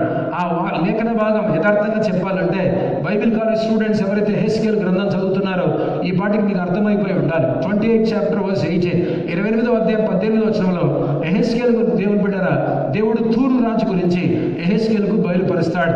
ఆ లేఖన భాగం అంతా కూడా తీసుకుంటే ఆ లేఖన భాగం అన్ని కూడా తూరు రాజుకు వర్తించావు. కాబట్టి ఎవరి గురించి దేవుడు మాట్లాడుతున్నాడు, నువ్వు బూడిద తింటావు అని దేవుడు అంటున్నాడు. ఎవరి గురించి అని అంటే తప్పనిసరిగా వేకువ చుక్క తేజో నక్షత్రమా ఆకాశం నుండి ఏ విధంగా పడిపోయిందో ఆ సైతాను గురించే చెప్పబడింది. కాబట్టి తూరు రాజు తాలూకా లేఖనాలు సైతానుకు సంబంధించినటువంటి లేఖనాలుగా 28వ అధ్యాయం 18వ వచనం అది బూడిద తింటుంది అన్నట్టుగా, ఆదికాండం 3వ అధ్యాయంలో అది మన్ను తింటుంది, యెహెజ్కేలు గ్రంథం 28వ అధ్యాయంలో అది బూడిద తింటుంది. కాబట్టి మన్ను ఎవరు తింటారో పాము తింటుంది, బూడిద ఎవరు తింటారో పాము తింటుంది. పాము దేనికి సాదృశ్యం? సైతానికి సాదృశ్యం. కాబట్టి ఇప్పుడు అబ్రహాం ఎంత తగ్గించుకున్నాడు, ఇదిగో నేను ధూళి లాంటి వాడిని, దుమ్ము లాంటి వాడిని, బూడిద లాంటి వాడిని అన్నాడు. అంటే అంతగా తగ్గించుకున్నాడు. కాబట్టి 28:18లో దేవుడు బిడ్డారా యెహెజ్కేలు గ్రంథంలో మనం గుర్తుంచుకోవాలి, ఆ సైతాన్ ఆ విధంగా బూడిద తింటుందని, మన్ను తింటుంది అనేది గ్రహించాలి. అంటే అంతగా అది హ్యూమిలేట్ చేయబడింది, పరలోకంలో ఉన్నటువంటిది నిజంగా హెచ్చించుకుంటే దేవుడు దాన్ని తగ్గించి అవమానపరిచి కింద పడేశాడు. అందుకని దాని బతుకు బూడిద తింటుంది, దాని బతుకులో మట్టి తింటుంది. కాబట్టి మనం కూడా మన జీవితంలో సైతాన్తో పోల్చుకోకూడదు, కానీ అంతగా డౌన్ టు ఎర్త్ అంటే భూమి మీద సైతం మన కింద కూర్చునేటువంటి తగ్గింపు మనకు రావాలి. ఒకసారి చెప్పాను, మా నాన్నకు రామచంద్ర అని ఒక బ్రాహ్మిన్ ఫ్రెండ్ ఉన్నాడు. మా చర్చి కట్టేటువంటి టైంలో డబ్బు లేదు, చాలా పెద్ద మందిరం కర్నూలులో మా తల్లి సంఘం. మా నాన్నగారు వెళ్ళి రామచంద్రయ్య నాకు డబ్బు కావాలి, మా చర్చికి తక్కువ పడింది, మా మందిరం కట్టాలి అని అడిగేసరికి నోట్ రాయించుకోకుండా, ప్రామిసరీ నోట్ రాయించుకోకుండా, రెవెన్యూ స్టాంప్ మీద సంతకం తీసుకోకుండా, మా నాన్న సంతకం లేకుండా ఒక బ్రాహ్మణుడు మా నాన్న చేతికి డబ్బు ఇచ్చాడు. మా నాన్న ఎంత నమ్మకస్తుంటే ఆ డబ్బు తీసుకొని వచ్చి చర్చికి ఇచ్చి మందిరాన్ని కట్టేయండి అన్నాడు. కాబట్టి కర్నూలులో దేవునికి మహాప్రభు మా సొంత మందిరం కాదు, కాకపోతే అది మా తల్లి సంఘం అంతా కూడా కట్టబడింది. మా నాన్న ఏ రోజు కూడా పోజు కొట్టలేదు. నేను నా ఫ్రెండ్ దగ్గర డబ్బు తెచ్చి మా స్టాంటరీ మెమోరియల్ బ్యాప్టిస్ట్ చర్చి మందిరాన్ని కట్టించాను అని మా నాన్న ఎప్పుడు కూడా పోజు కొట్టలేదు. స్థలం అంటే బెంచ్ మీద కూర్చుంటాడు, స్థలం లేకపోతే బయట మెట్ల మీద కూర్చుంటాడు. అంత తగ్గింపు కలిగినటువంటి వాడు మా నాన్న. ఎప్పుడైతే మా నాన్నని నేను చూసాను, మందిరాన్ని కట్టినటువంటి వాడు మా నాన్న. మా నాన్న నేను చూశాను, నేను కూడా బెంచ్ మీద స్థలం లేకపోతే, కుర్చీలు లేకపోతే కింద కూర్చోవడం నేను కూడా నేర్చుకున్నాను. మీలో చాలా మంది కూడా అందుగా భావించకండి. కొన్నిసార్లు కింద కూర్చోగలిగిన ఈ మధ్య చాలా మంది కూడా అందరూ కుర్చీల్లో కూర్చొని గొప్పగా ఉంటున్నారు. ఆల్ నైట్ ప్రేయర్లు, మీరేమో కుర్చీల్లో బోధకురాళ్ళలా కూర్చుంటున్నారు, మీ చుట్టూ శిష్యుల్లాగా మిగతాళ్ళు కూర్చుంటున్నారు. అది చూడటానికి మంచి పద్ధతి కాదు. కాబట్టి నేనే పాస్టర్గా వెళ్ళిపోయి అక్కడ మూలకు కింద కూర్చున్నాను. మరి ప్రార్థన టైంలోనైనా మీరు దర్జాగా కుర్చీ మీద కూర్చుంటున్నారు, మీ చుట్టూ కింద మనుషులు కూర్చుంటున్నారు. వాళ్ళు మీ పాదాల దగ్గర కూర్చుంటే మీరు ఎలా కుర్చీ మీద కూర్చుంటారు? గ్రూప్ ప్రేయర్లో మీకు గుర్తు రాలేదా? తగ్గింపు లేదా? ఆ మాత్రం కింద మోకాళ్ళు లేరా? కింద కూర్చోలేరా? ఏమవుతుంది కూర్చుంటే? ఆలోచించుకోండి ఒకసారి. కాబట్టి బైబిల్లో దేవుని బిడ్డరా తగ్గింపు మనకు చాలా ప్రాముఖ్యం. ఇక 9వ అధ్యాయం 3వ వచనం కనుక చదివితే, దానియేలు గ్రంథంలో దానియేలంత గొప్పవాడు సైతం దేవుని బిడ్డ అతడు కూడా మరి గోనెపట్టు కడుకొని బూడిదలో కూర్చొని ఉపవాసం ఉన్నట్టుగా 9వ అధ్యాయం 3వ వచనంలో దానియేలు గ్రంథంలో మనం చూస్తాం. కాబట్టి జాగ్రత్తగా గుర్తుంచుకోవాలి. Ashes are symbols of 4 things అనగా బూడిద అనేటువంటిది 4టికి సాదృశ్యం. ఒకటేంటంటే హ్యూమన్ ఫ్రెండ్లీ, మానవుని యొక్క తప్పిదములకు, మానవుని యొక్క బలహీనతలకు, మానవుని యొక్క మరణానికి ఒక విధంగా సమాధికి సాదృశ్యం. రెండవదిగా హ్యూమిలియేషన్, అవమానానికి, ఆ తర్వాత తగ్గింపులకు సూచన. ఇక మూడవదిగా మోర్నింగ్ అనగా భయంకరమైనటువంటి దుఃఖానికి, మామూలు దుఃఖం కాదు, బాధ వేరు దుఃఖం వేరు. కాబట్టి దుఃఖానికి సాదృశ్యం బైబిల్లో మీకు ఎక్కడ కనిపిస్తుంది అని అంటే గుర్తుంచుకోవాలి. ఇందాక చెప్పాను, మనం గడిచినటువంటి సంవత్సరం మట్టలాది వారు వాడినటువంటి మట్టలన్నీ కూడా ఇంటికి తీసుకొని వెళ్ళి సంవత్సరం అంతా కూడా ఇంట్లో ఎండబెట్టి ఈరోజు యాష్ వెడ్నెస్డే ఏం చేస్తారు? మీరు చేయాల్సిన అవసరం లేదు, అదేం వాక్యానుసారం కాదు. కాబట్టి యాష్ వెడ్నెస్డే ఇంటికి తీసుకొని వెళ్ళి ఈ రోజు ఎండబెట్టినటువంటి మట్టలంతా కూడా కాల్చి బూడిదైన తర్వాత ఎండిపోయినటువంటి బూడిద తీసుకొని సిలువ ఆకారంతో తల మీద వేసుకుంటారు. కాబట్టి ఇలాంటి బూడిదే ఒక యవనస్తురాలు పాపం తనకు అన్యాయం జరగక తన తల మీద వేసుకుంది. బైబిల్లో 2వ సమూయేలు గ్రంథం 13వ అధ్యాయం 19వ వచనం. దావీదుకు చాలా మంది భార్యలు ఉన్నారు, చాలా మంది పిల్లలు ఉన్నారు. కాబట్టి వారి భార్యల్లో ఒక భార్య కుమారుడే అమ్నోను, ఆ తర్వాత మరొక భార్య కుమార్తె తామార్. వీళ్ళిద్దరు కూడా వరుసకు సొంత అన్న చెల్లెలే, ఎందుకంటే తండ్రి ఒకడే కాబట్టి. అలాంటి టైంలో తామారు చాలా అందగత్తె, అమ్నోను ఇష్టపడతాడు. కాబట్టి తామారు బ్రతిమలాడుతుంది అమ్నోను, అన్న నువ్వు చాలా తప్పు చేస్తున్నావు, ఇజ్రాయేల్లో ఇంత ఘోరమైన జార కార్యం ఎవరు కూడా చేయలేదు. ఒకవేళ నువ్వు కనుక ఈ జార కార్యం చేస్తే ఇజ్రాయేల్లో నుండి దుర్మార్గులలో నువ్వు ఒకడు అవుతావు అన్న అన్న అన్న అన్నయ్య అని సొంత చెల్లి బ్రతిమలాడుతుంది. ఎవరిని? అమ్నోను. ప్రేమించినట్టే ప్రేమిస్తాడు, కానీ భయంకరంగా తలుపేసి బలత్కరిస్తాడు, ద్వేషిస్తాడు, ఇంట్లోంచి ఆ రూమ్లోంచి వెళ్ళగొడతాడు, బహిరంగంగా ఆమెను అవమానపరుస్తాడు. ఎప్పుడైతే ఆమె బలత్కరించబడి మానభంగం సొంత అన్నయ్య ద్వారా చేయబడి అవమానం పొందిందో, దేవుళ్ళ బయటికి వెళ్ళిన తర్వాత అవమానమే కాదు దుఃఖమునకు సాదృశ్యముగా బూడిద తీసుకొని తల మీద వేసుకొని తల మీద చేతులు పెట్టుకొని ఈ విధంగా నడుచుకొని వెళ్ళిపోతుంది తామార్. ఇప్పుడు అర్థమవుతుందా దేవుని బిడ్డారా? అంత భయంకరమైనటువంటి దుఃఖం ఎవరికి కలుగుతుంది? ఈ దినాల్లో నిజం చెప్పాలంటే ఏదైనా జరిగితే మనం కవర్ చేసేస్తాం. కూతురు ఎవరితోనో లేచిపోతే ఎవరికి చెప్పాం, కూతురు మీద పోలీస్ స్టేషన్లో కంప్లైంట్ వస్తే పరువు పోద్దని ఎవరికి చెప్పాం, కూతురు ఎవరినైనా లవ్ చేస్తుందంటే దాన్ని కప్పి పెట్టేసి బయటికి తీసుకొని రాకుండా కవర్ చేస్తాం. కానీ తామారు మాత్రం దేవుని బిడ్డారా, దేవుడి దృష్టిలో నేను దుఃఖపడుతున్నాను, నా సొంత అన్న నాకు అన్యాయం చేసి నన్ను మానభంగం చేశాడని, దేవా నా దుఃఖానికి సాదృశ్యం గుర్తు ఇదే అని ఆ మట్టి బూడిద తీసుకొని తల మీద వేసుకొని తల మీద చేయి పెట్టుకొని ఆ విధంగా దుఃఖపడుతూ తామారు బయటికి వెళ్ళిపోతుంది. కాబట్టి మూడవదిగా దేవుని బిడ్డలారా, సింబల్ ఆఫ్ వాట్ అనగా ఈ బూడిద దేనికి సాదృశ్యం అనగా మౌర్నింగ్ అనగా భయంకరమైనటువంటి దుఃఖానికి సాదృశ్యం. 4వ అధ్యాయం మొదటి 3 వచనాలు ఎస్తేరు గ్రంథం కనుక చదివితే యూదులందరూ కూడా దేవుని బిడ్డ గోనె పట్లు కట్టుకొని దాదాపు వాళ్ళు బూడిదలో కూర్చొని ఉపవాసం ఉంటారు. ఎవరు నడిపిస్తున్నారు వీళ్ళందరినీ కూడా? లోపల ఉపవాసం, బయట ఉపవాసం అంటే మొర్దెకై. లోపల ఎవరు ఉపవాసం ఉంటున్నారంటే ఎస్తేరు ఉంటుంది. ఎస్తేరు సంగతి పక్కన పెట్టండి, ఎందుకంటే రాణిగా లోపల అంతఃపురంలో ఉంది. మొర్దెకై మాత్రం అక్కడ ఉన్నటువంటి వేల మంది, ఎంతమంది యూదులు ఉన్నారు పర్షియాలో మనకు తెలియదు, కానీ వాళ్ళందరినీ కూడా ఉపవాస ప్రార్థనలో నడిపిస్తున్నాడు. మాస్ ఫాస్టింగ్ అనగా సామూహికంగా వేల మంది ఒకసారి ఎప్పుడైనా ఉపవాసం చేశారా అంటే పర్షియా దేశంలో యూదులు దేవుని బిడ్డలైనటువంటి వాళ్ళు మొర్దెకై యొక్క ఆధ్వర్యంలో వాళ్ళందరూ కూడా గోనె పట్టు కట్టుకొని బూడిదలో కూర్చొని వాళ్ళందరూ కూడా దుఃఖపడి ఉపవాసం ఉన్నట్టుగా చూస్తాం. ఉపవాసం గల కారణం మీరు వినాలి దేవుని బిడ్డలారా, హామాను అనేటువంటి వాడు చంపాలనుకుంటాడు యూదులందరినీ కూడా. కానీ మనం కనుక గొయ్యి తవ్వితే ఆ గొయ్యిలో మనమే పడతాం. బైబిల్ అదే చెబుతుంది. ఎవరికైనా మనం మోసం చేయాలనుకుంటే మనకే మోసం అవుతుంది. ఎవరినైనా డబ్బుల్లో ముంచాలనుకుంటే మనమే మునిగిపోతాం. ఎవరికైనా కీడు తలపెట్టాలనుకుంటే ఆ కీడు తిరిగి మన మీదకి వస్తుందని బైబిల్ చెబుతూనే ఉంది. అందుకని తీర్పు తీర్చొద్దు, అప్పుడు నేను గురించి తీర్పు తీర్చబడదు అని కూడా యేసుప్రభు గారు దాని ప్రకారమే చెప్పారు. కనుక ప్రభునందు ప్రేమటువంటి వాళ్ళారా, హామాను చంపాలనుకున్నాడు యూదులను. చివరికి అదే ఉరికంబం ఎక్కి అతడే చనిపోతాడు. అందుకని ఇప్పుడు మీరు వినాలి, కొత్త పండుగ పుట్టుకొచ్చింది. వీళ్ళు ఉపవాస ప్రార్థన గోడ పట్టుకొట్టుకొని బూడిదలో చేయటం ద్వారా అదే పూరీము పండుగ. అందుకని పూరీం పండుగ మనకు ఎస్తేరు గ్రంథంలోనే కనిపిస్తుంది అనేది గ్రహించాలి. కాబట్టి 4వ అధ్యాయం మొదటి 3 వచనాల్లో వాళ్ళు బూడిదలో కూర్చొని ఉపవాసం చేశారు కాబట్టి కొత్త పండుగ పుట్టుకొచ్చింది. ఇశ్రాయేలుకు ఉన్న 10 పండుగల్లో పూరీము లేదు. ఉపవాస ప్రార్థనలో పర్షియా పండుగలోంచే, పర్షియా దేశంలోంచే, ఉపవాసంలోంచే, బూడిదలోంచే ఈ పండుగ పుట్టుకొచ్చింది. 11వ పండుగ అనేది మీరు గుర్తుంచుకోవాలని కోరుతున్నారు. ఇక 4వదిగా దేవుడు బిడ్డరా, బూడిద దేనికి సాదృశ్యమనగా మీరు వినాలి. 44వ అధ్యాయం 20వ వచనం కనుక చదివితే యెషయా గ్రంథం it is symbol of vanity. ప్రసంగి గ్రంథంలో పదే సొలొమోను ఒక పదం వాడతాడు. ఏం వాడతాడు? వ్యర్థం వ్యర్థం సమస్తం వ్యర్థం, సూర్యుని కింద సమస్తం వ్యర్థం. ప్రతిసారి కూడా వ్యర్థం వ్యర్థం సమస్తం వ్యర్థం. ఎక్కువగా ఒక నినాదం లాగా ఆ మాట చెప్పుకొని వెళ్తాడు.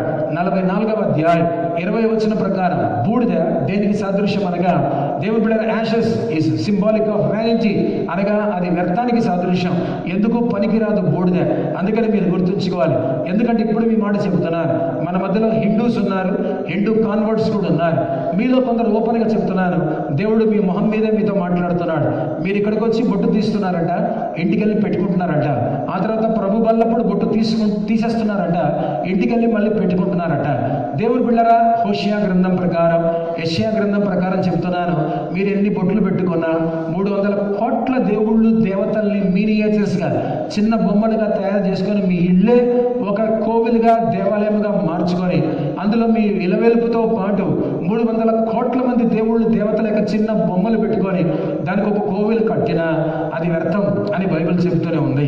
కాబట్టి దేర్ ఇస్ నో పాయింట్. బింది పెట్టుకోవడంలో, బొట్టు పెట్టుకోవడంలో అర్థమే లేదు. బూడిద పెట్టుకుంటున్నావు తప్ప నువ్వు బొట్టు పెట్టుకోవట్లేదు అనేది గ్రహించాలి. దేవుడి దృష్టిలో విగ్రహారాధన బూడిదతో సమానం. ఇంకా మాట చెప్పమంటారా? గతంలో దేవుడు బిడ్డరా, కుక్కలు గనక ఏమైనా మోషన్కి వెళ్తే వాటి మీద కనపడకుండా బూడిద చల్లేటువంటి వాడు. అర్థమైందా? ఇప్పుడు ఫీసెస్, వాటి మలం కనిపిస్తే కుక్కలు ఎక్కడికైనా మోషన్కి వెళ్తే, టాయిలెట్కి వెళ్తే వాటి మలం ఇంగ్లీష్లో ఫీసెస్ అంటారు, మనం మోషన్ అంటాం. అది కనిపించకుండా దాని మీద బూడిద చల్లేవాడు. కాబట్టి ఏ దేవుడిని నమ్ముకున్నా, ఏ దేవత నమ్ముకున్నా అది బూడిదతో సమానమే. అందుకని యెషయా గ్రంథంలో అదే మాట చెప్తాడు దేవుడు, ఎవరిని నమ్ముకున్నా అంతా కూడా వ్యర్థమే. కనుక ashes are symbolic of vanity. అనగా ఎవరైతే ఈ విధంగా అన్ని దేవతలను పూజిస్తున్నారో, నమ్ముకుంటున్నారో, విగ్రహాలను చేస్తున్నారో అంతా కూడా బూడిదతో సమానమని యెషయా గ్రంథం మనకు తెలియజేస్తూనే ఉంది. కాబట్టి దేవుడు బిడ్డలారా, ఒక ప్రశ్న దగ్గరికి వెళ్ళి మీరు అడగాలి. ఏమండి, you have been an idolater since decades. తెలుగులో కూడా చెప్తాను, ఎన్నో దశాబ్దాలుగా మీరు విగ్రహారాధికులుగా ఉన్నారు కదా. ఒక్క విషయంలో మీతో ఇంటర్వ్యూ చేయాలి అని మీరు ఒక ఐడోలేటర్ దగ్గరికి వెళ్ళండి. ఐడోలేటర్ అంటే విగ్రహారాధన చేసేటువంటి వాడు. అక్కడికి వెళ్ళి, ఏమండి, ఎన్ని సంవత్సరాలుగా మీరు చాలా సిన్సియర్గా పూజలు చేస్తున్నారు, నోబులు అంటారు, వ్రతాలు అంటారు, లేకపోతే ఉత్సవాలు అంటారు, ఉపవాసాలు అంటారు, పండుగలు అంటారు, అన్నీ కూడా చాలా బాగానే ఉంది. ఏ రోజైనా మీరు పూజిస్తున్నటువంటి ఆ దేవుడికి, మీకు మీ బొమ్మలో ఉన్నటువంటి ఆ దేవుడికి సంబంధం ఏమైనా ఉందా అని అడగండి. రెండవదిగా, మీరు ఈ విధంగా ఈ విగ్రహారాధన చేయటం ద్వారా మీకేమైనా లైఫ్లో సాటిస్ఫాక్షన్ వచ్చిందా, తృప్తి కలిగిందా అని అడగండి. నాకుంది అన్నోడిని ఒక్కడిని చూపించండి చాలు. ఒక బ్రాహ్మణ పూజారి చెప్తాడు, తప్పదు కాబట్టి మేము చేస్తున్నాం, అంతేగాని నా జీవితంలో తృప్తి లేదు, వీళ్ళతో నాకు సంబంధం లేదని ఒప్పేసుకున్నాడు. గోచి కట్టుకున్నవాడు, పై బట్ట ఏమీ లేనటువంటి వాడు, జంజం వేసుకున్నటువంటి వాడు, నామాలు పెట్టుకున్నవాడు, పిలక కట్టినటువంటి వాడు, అస్తమానం వచ్చి పూజలు చేసేటువంటి వాడిని సీరియస్గా ఒక మాట అడిగినప్పుడు, నా జీవితంలో నాకు తృప్తి లేదు, మా దేవుళ్ళు దేవతలతో నాకు సంబంధం లేదు, ఏంటో నాకు నిజంగా తెలియదు, వృత్తి ఈ కులంలో పుట్టాం కాబట్టి చేస్తున్నాను అని యథార్థంగా ఒప్పేసుకున్నాడు. అదే బూడిద. దాన్నే బూడిద అంటారు. ఏ దేవుడితో నీకు ఎప్పటికీ సంబంధం ఉండదు. ఛాలెంజ్ చేసి చెప్తున్నాను, ఏ విగ్రహంతో, ఏ బొమ్మతో నీ జీవితంలో నువ్వు తృప్తి పడలేవు. ఐడల్ వర్షిప్లో ఎక్కడ కూడా నీకు సాటిస్ఫాక్షన్ ఉండదు. అందుకని దేవుడు చెబుతున్నాడు, ఐడల్ వర్షిప్ ఈజ్ అన్సాటిస్ఫాక్టరీ. నీ జీవితంలో విగ్రహారాధనతో ఎప్పుడు కూడా నువ్వు తృప్తి చెందావు. కాబట్టి నువ్వు విగ్రహారాధనతో తృప్తి చెందుతున్నావు అని అనుకుంటున్నావా? నువ్వు బూడిదలతో తృప్తి చెందినట్టే అని దేవుడు అంటాడు యెషయా గ్రంథంలో. కాబట్టి ప్రేమైన వాళ్ళరా, బయట కూడా చాలా మంది కూర్చున్నారు. బహుశా లోపల చెమటని తప్పులేదు, పర్వాలేదు, లోపల కూడా చాలా మంది కూర్చున్నారు. మీరు ఇక్కడోలాగా అక్కడోలాగా ఉన్నారనుకోండి, ఏమనుకోద్దండి, స్వనాశనాన్ని కోరి తెచ్చుకుంటున్నారు. స్వనాశనాన్ని కోరి తెచ్చుకుంటున్నారు. ఇక్కడ ఒకలాగా బయట ఒకలాగా ఉండకూడదు. ఇక్కడ ఏ దేవుడిని ఆరాధిస్తున్నామో బయట కూడా ఈ జీవము గల యెహోవా దేవుడిని మనం ఆరాధించాలి. ఎప్పుడైతే ఆ విధంగా ఆరాధిస్తామో నిజంగా దేవుడు మహిమపరచబడతాడు. కాబట్టి యాషెస్ ఈ సింబల్ ఆఫ్ 4 థింగ్స్ అనగా బూడిద 4టికి సాదృశ్యం అనేది దేవుని యొక్క వాక్యాన్ని ఈ సాయంకాలం ముందు మనం అందరం కూడా విన్నాం. ఇక నెక్స్ట్ మీరు వింటే ఆశ్చర్యపోతారు.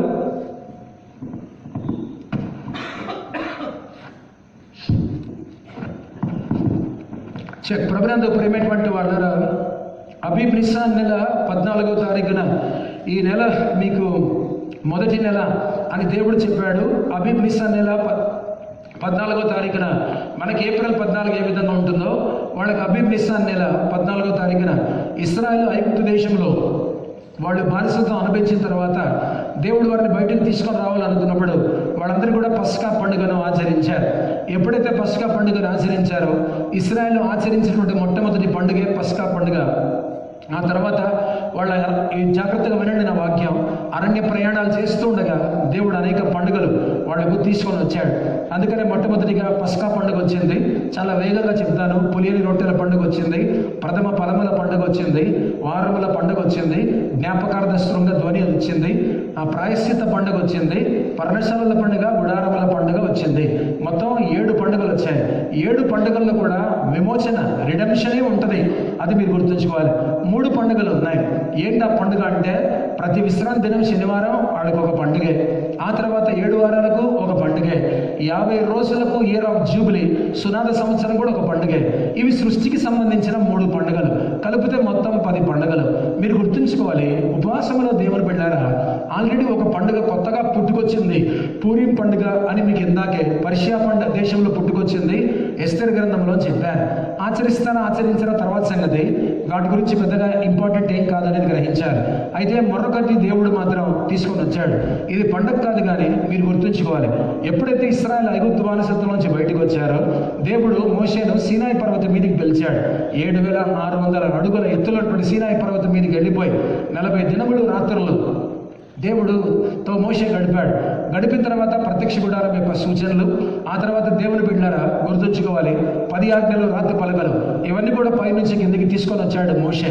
తీసుకొని వచ్చిన తర్వాత ఈ విధంగా దేవుడితో సత్సంబంధాన్ని కలిగి ఉండి ప్రజలందరినీ కూడా నడిపిస్తుండగా దేవుడు కొన్ని బలులను బయలుపరిచాడు. లేవియా కాండములో కనుక మనం చూస్తే 5 రకాల బలులు, అర్పణలు మనకు కనిపిస్తాయి. కాబట్టి ఎక్కడిచ్చాడు దేవుడు అంటే, సీనాయి ద్వీపకల్పం దగ్గర 2 సంవత్సరాలు వాళ్ళు నివాసం ఉంటుండగా పాలెంలో మోషే పైకి ఎక్కి దిగుతూ వస్తుండగా అప్పుడు దేవుడు నిజంగానే పండుగలు బయలుపరిచాడు. మొత్తం 10 పండుగలు, 5 రకాల బలులు, అర్పణలు కూడా లేవియా కాండం ప్రకారం దేవుడు బయలుపరిచాడు. వింటే ఆశ్చర్యపోతారు. ఏం జరిగిందంటే, ఐగుప్తులోంచి బయటకు వచ్చారు. బయటకు వచ్చిన తర్వాత వాళ్ళు సీనా దగ్గరికి వచ్చారు. ఈలోపు ఎర్ర సముద్రం ఇవన్నీ కూడా దాటేశారు.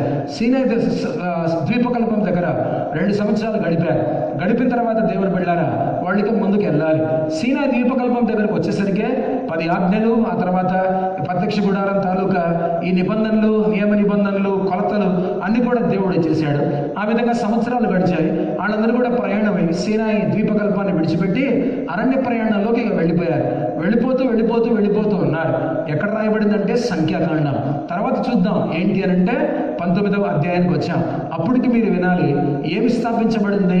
10 ఆజ్ఞలు దేవుడు చేశాడు, ధర్మశాస్త్రం. జాగ్రత్తగా వినండి వాక్యం. సమయానికి ముగిస్తాను, గాపరపడుతూ మీరందరూ కూడా ఇంటికి క్షేమంగా వెళ్తారు. 10 ఆజ్ఞలటువంటిది దేవుడు బయలుపరిచాడు, ధర్మశాస్త్రం.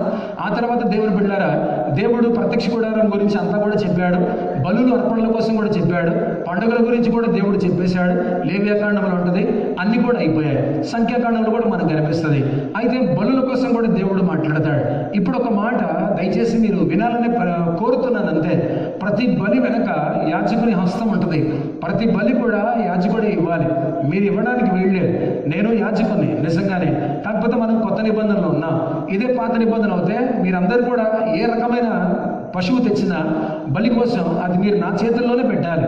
అప్పుడు నేనేం చేస్తాను, 4 కొమ్ములు ఉంటాయి ఈ బలిపీఠానికి. ఈ బలిపీఠం మీద మీరు తెచ్చినటువంటి బలిని నేను అర్పించి ఆ తర్వాత రక్తాన్ని ఒలికించి ఆ తర్వాత దాన్ని కాల్చి దేవుడి సన్నిధిలో బూడిద చేసేస్తాను అనమాట. అంటే అది దేవుడు దాన్ని ఆగ్రహిస్తాడు. ఈ బలి అర్పించబడింది అంతా కూడా ఫ్రేగ్రెన్స్గా దేవుని సన్నిధికి చేరుతుందనేది గ్రహించారు. అయితే దేవుడు ఒక కొత్త బలిని కనిపెట్టాడు. ఏంటి ఆ బలి అంటే మీరు అందరూ కూడా వినాలి. ప్రేమటువంటి వాళ్ళ ఇంట్రెస్టింగ్గా ఉంటుంది, బట్ సమయం చాలదు. కేవలం నాకు 12 నిమిషాలు మాత్రమే ఉంది. ఇంత త్వరగా గంట అయిపోయిందని నాకే ఆశ్చర్యం అనిపిస్తుంది. అప్పుడే గంట అయిపోయింది. నా డజంట్ మ్యాటర్, దేవుడి వాక్యం అలాగే ఉంటుంది. బట్ టైంకు క్లోజ్ చేస్తాను, గాబరా పడకండి. ఏం జరిగిందంటే దేవుని బిడ్డలారా, దేవుడు ఒకటి కొత్తది కనిపెట్టేశాడు. ఏంటి అంటే ప్రతి బలి కూడా యాజకుని యొక్క చేతుల మీదుగా యాజకుని యొక్క ఆధ్వర్యంలో నంబర్ 1. రెండవదిగా అప్పట్లో మందిరం ఏంటి, ఫంటాస్టిక్, ప్రత్యక్ష గుడారం, టెబర్నెకల్. అప్పుడు మందిరం కట్టలేదు కదా, ఇంకా టెంపుల్ కట్టలేదు కదా. ఎందుకు కట్టలేదు? వాళ్ళు ఎక్కడున్నారని అరణ్యంలో ఉన్నారు కాబట్టి మందిరం కట్టలేదు. అందుకనే ఏది మందిరం వాళ్లకు? ప్రత్యక్ష గుడారం. కాబట్టి ప్రత్యక్ష గుడారంలో ఇత్తడి బలిపీఠం, ఇత్తడి గంగాళం, సువర్ణ దీపస్తంభం, లేకపోతే దీపస్తంభం, సువర్ణ ధూప వేదిక, సముద్రపు రొట్టెల బల్ల, తెర, తర్వాత మందసం, ఇవన్నీ కూడా ఉన్నాయి కదా. ఎక్కడ ప్రత్యక్ష గుడారం అవి కూడా ఉన్నాయి కదా. ఇప్పుడు మీరు వినాలి చాలా జాగ్రత్తగా. ప్రతి బలి కూడా యాజకుడు ఎగ్జిక్యూట్ చేస్తాడు. ప్రతి బలి కూడా యాజకుడు ఒక భక్తుని తరపున అర్పిస్తాడు. ఆయన చేతుల మీదుగా అర్పించాలి, ఆయనే అర్పించాలి. కానీ 19వ అధ్యాయంలో మాత్రం మీరు వినాలి, దేవుడు ఒక కొత్త పద్ధతిని తెచ్చాడు. ఏంటంటే ఎవడైనా సరే, ఇప్పుడు జాగ్రత్తగా వినాలి, చనిపోయినటువంటి స్త్రీని ముట్టుకున్నా, చనిపోయినటువంటి పురుషుని ముట్టుకున్నా, చనిపోయినటువంటి చంటి బిడ్డను ముట్టుకున్నా, జాగ్రత్తగా ఉన్నారు, అది నరశవం అవుతే మనుషుని యొక్క శవం అవుతే వెంటనే అతడు అపవిత్రపరచబడిన వాడు కనుక అతడు వెళ్ళిపోయి కడగా దూరముగా వేరుగా ఉండాలి. అతడు ఎప్పుడు పవిత్రపరచబడతాడు, తర్వాత మళ్ళీ వేరుపరచబడతాడు అని అంటే, ఎర్రని పెయ్యను ఒకడు, జాగ్రత్తగా వినాలి, తీసుకొని ఊరి బయటికి పాలెం వెలుపలికి వెళ్ళాలి. అంటే ఏ పోతినమలై పాలెమో లేకపోతే మారిక వలస, విశాఖపట్నంలో మారిక వలస ఊరి చివర, మనకు మారిక వలస దగ్గరికి వెళ్ళిపోవాలి. మన భాషలో చెప్తున్నాను. ఆ ఎర్రని పెయ్య, రెడ్ హైఫర్, ఎర్రని పెయ్యను తీసుకొని ఊరి చివరికి పాలెం వెలువలికి వెళ్ళిపోవాలి. అన్ని గుడారాలు ఉంటాయి మీ పాళెం, అది కాకుండా ఊరి చివరికి వెళ్ళిపోవాలి. వెళ్ళిపోయిన తర్వాత యాజకుడు దాన్ని చంపకూడదు. యాజకుని ఆధ్వర్యంలో యాజకుడు చూస్తూ ఉండగా యాజకుడి చేతుల మీద కాకుండా వేరే వాడు ఎర్రని పెయ్యను చంపాలి. చంపిన తర్వాత దాని రక్తం ఒలికించాలి, మంట పెట్టి దాన్ని తగలబెట్టాలి. తగలబెట్టిన తర్వాత అది బూడిద అవ్వాలి. ఎప్పుడైతే బూడిద అవుతుందో ఆ బూడిదను కొంత తీసుకొని, జాగ్రత్తగా మీరు వినాలి, ఒక పాత్రలోకి బూడిదను తీసుకోవాలి. పాత్రలోకి బూడిద తీసుకున్న తర్వాత పారుతున్నటువంటి నీళ్ల కింద ఆ బూడిదను పెట్టాలి. ఎప్పుడైతే ఆ బూడిదలోకి పారుతున్నటువంటి నీళ్లు వస్తాయో అప్పుడు యాజకుడు దాన్ని తీసుకొని అందులో చేయి పెట్టకూడదు, హిస్సోపు పుడక పెట్టాలి. హిస్సోపు పుడక తీసుకొని ఆ హోమ భస్మం, అర్థమవుతుందా? హోమ భస్మం అనగా యాషెస్, అనగా బూడిద. హిస్సోపు పుడకను తీసుకొని ఎవడైతే శవాన్ని ముట్టుట ద్వారా అపవిత్రపరచబడి దూరం అయిపోయాడో వానికి శుద్ధి జరగాలి అంటే మాత్రం సెరిమోనియల్ క్లెన్సింగ్ అంటారు. అంటే పారంపర్యాచారణ శుద్ధీకరణ, పారంపర్యాచార ప్రకారం జరిగేటువంటి శుద్ధీకరణ, ఇంగ్లీష్లో సెరిమోనియల్ క్లెన్సింగ్ అంటారు. కాబట్టి అతనికి పారంపర్యాచారం ప్రకారం శుద్ధీకరణ జరగాలి. సెరిమోనియల్ క్లెన్సింగ్ జరగాలంటే ఎర్రని పెయ్య యాజకుడు బలి ఇవ్వకూడదు. ఎవరో ఒకటి ఇశ్రాయేలు తీసుకొని రావాలి, బలి ఇవ్వాలి. అది ఊరి బయట పాలెం వెలుపట, కానీ యాజకుడు చూస్తుండాలి. చంపిన తర్వాత మీరు గుర్తుంచుకోవాలి, దాన్ని కాల్చేయాలి. కాల్చిన తర్వాత బూడిదని తీసుకోవాలి, యాజకుడు పాత్రలో వేయాలి. పారుతున్నటువంటి నీళ్లు, స్ప్రింగ్ వాటర్, ఎక్కడైతే నీళ్లు పారుతూ ఉంటాయో స్టాగ్నెంట్ వాటర్ దేవుడు ఒప్పుకోవట్లా. మీరు బాగా వినాలి, అర్థం చేసుకోవాలి వాక్యం. అంటే నిలకడగా ఉన్నటువంటి నీళ్లు దేవుడు ఒప్పుకోవట్లేదు. స్ప్రింగ్ వాటర్ అంటే ప్రవహిస్తూ ఉంటాయి చూడండి నీళ్లు. ఆ నీళ్ళ దగ్గరికి వెళ్ళిపోయి బూడిదైనటువంటి పాత్ర పెట్టి ఆ నీళ్లు ఈ పాత్రలోకి తీసేసుకొని ఎవరైతే శవాన్ని ముట్టుకొని అపవిత్రపరచబడ్డాడో అతని మీద ప్రోక్షించాలి. రెండవదిగా దేవాలయం అనేటువంటి ప్రత్యక్ష గుడారం దగ్గరికి వెళ్ళేటువంటి అర్హతను కోల్పోతాడో అతని అతని మీద ప్రోక్షించాలి. 3వ దినమున ప్రోక్షించాలి, 7వ దినమున ప్రోక్షించాలి. మరి మిగతా రోజులు ఏమైనట్టు? మొదటి 2 రోజులు ఏమైంది? 4 ఏమైంది? 5 ఏమైంది? 6 ఏమైంది? తర్వాత 7వ రోజు. కాబట్టి 3వ దినమున ప్రోక్షించాలి, 7వ దినమున ప్రోక్షించాలి. ప్రభునందు ప్రేమటువంటి వాళ్ళారా, ఇది ఎక్కడా కూడా మీకు కనిపించదు. ఎర్రని పెయ్యను కాల్చి బూడిద చేయటం అనేటువంటిది దేవుడు కొత్తగా కనిపెట్టాడు. చెప్పడానికి నిజంగా కనీసం అంటే కూడా 10 దాటిపోతుంది టైము. కానీ ప్రియమైనటువంటి వాళ్ళ ఎంత చెప్పాలో అంత చెప్పి నేను క్లోజ్ చేస్తాను, ఎందుకంటే సమయం అవుతుంది కనుక. విందురు కానీ దేవుని చిత్తమైతే తర్వాత రోజుల్లో దేవుని మహాకృప బుధవారం ఇలాంటివే యేసుప్రభు శ్రమల గురించి మీరందరూ కూడా తప్పనిసరిగా వింటారు. నంబర్ 1, దీన్ని కనుక మనం పోల్చుకుంటే ఈ ప్రశ్న జవాబుతో నేను ఈ యొక్క అంశాన్ని వాక్యాన్ని ముగించేస్తాను. ఇప్పుడు ఎందుకు ఒక మనిషి చంటిబిడ్డ శవాన్ని ముట్టినా, లేకపోతే స్త్రీ శవాన్ని ముట్టినా, లేకపోతే పురుషుని శవాన్ని ముట్టినా, నరకబడిన ఖడ్గముతో నరకబడిన శవాన్ని ముట్టినా, సమాధికి వెళ్ళొచ్చినా, అర్థమవుతుందా అండి? మనుషుని ఎముక ముట్టినా, ఈ వీటిలో ఏది ముట్టినా అతడు అపవిత్రపరచబడతాడు. అపవిత్రపరచబడేటువంటి నన్ను మీరు ముట్టుకున్నారనుకోండి, మీరు అపవిత్రపరచబడతారు. కాబట్టి నేను మనిషి ఎముకను ముట్టుకొని, మనిషి శవాన్ని ముట్టుకొని, మనిషి సమాధిని ముట్టుకొని నేను అపవిత్రమవుతే, మీరు నన్ను ముట్టుకొని మీరు అపవిత్రమవుతున్నారు. కాబట్టి మనం ఎక్కడికి వెళ్ళకూడదు? మందిరానికి వెళ్ళకూడదు. మందిరానికి వెళ్ళాలి అని అంటే ఏం చేయాలి? దానికి ఒక ప్రొవిజన్ పెట్టాడు దేవుడు. మందిరానికి వెళ్ళాలి అంటే అతని మీద జలములు చల్లాలి. ఏంటా జలములు అంటే శుద్ధీకరణ జలములు. ఆ శుద్ధీకరణ జలముల్లో ఏముండాలి? హోమ భస్మం ఉండాలి, బూడిదలో నీళ్లు కలిపినటువంటి ఉండాలి. ఆ బూడిద కర్రలదా, లేకపోతే పేడ కొడతాం కదా వాటిదా? కాదు. ఎండినటువంటి పేడదా? కాదు. లేకపోతే కర్రదా, చెక్కదా, ఎండిన ఆకుల బూడిద? ఏమాత్రం కూడా కాదు. ఎర్రని పెయ్య యొక్క బూడిద. అది చనిపోయిన తర్వాత దాన్ని చంపి రక్తం ఒలికించి కాల్చి దాని బూడిదల పాత్రలో తీసుకొని ప్రవహిస్తున్నటువంటి నీళ్లు దాంట్లో వంపేసి పోసేసి బూడిదల నీళ్లు కలిపేసి, నాలాగా ఎవరైతే శవాన్ని ముట్టుకొని వచ్చారో, ఎవరైతే జాగ్రత్త వినాలి, వాల్టేర్ సిమెట్రీకి సమాధికి వెళ్ళారో, వెళ్ళినటువంటి వాళ్ళను మనం ముట్టుకొని మౌనవిత్రపరచబడ్డామో, మనమందరం ఎక్కడికి వెళ్ళకూడదు? అప్పుడు దేవుడి మందిరమైనటువంటి ప్రత్యక్ష గుడారానికి వెళ్ళకూడదు. కాబట్టి దేవుడు ఏం చేశాడు? అలాంటి వాళ్ళ కోసం ఒక ప్రొవిజన్ పెట్టాడు. ఏంటో ప్రొవిజన్ అంటే, those waters of separation and purification. So ఇప్పుడు ఎంత గొప్పోడంటే, మీకు అర్థమైన నా వాక్యం ఫాలో అయింటే నిజంగా దేవుడికి స్తోత్రం. బూడిద ఎందుకు పనికిరాంది అని చెప్పాను. కుక్కలు టాయిలెట్ చేస్తే దాన్ని కప్పి పెట్టడానికి బూడిద తెస్తారని కూడా చెప్పారు. ఓపెన్గా, అంత ఘోరంగా. అది బూడిద. ఆ బూడిదను దేవుడు ఏం చేశారంటే నీళ్ళలో కలిపి, God made that those waters, those Ashes as waters of separation and purification.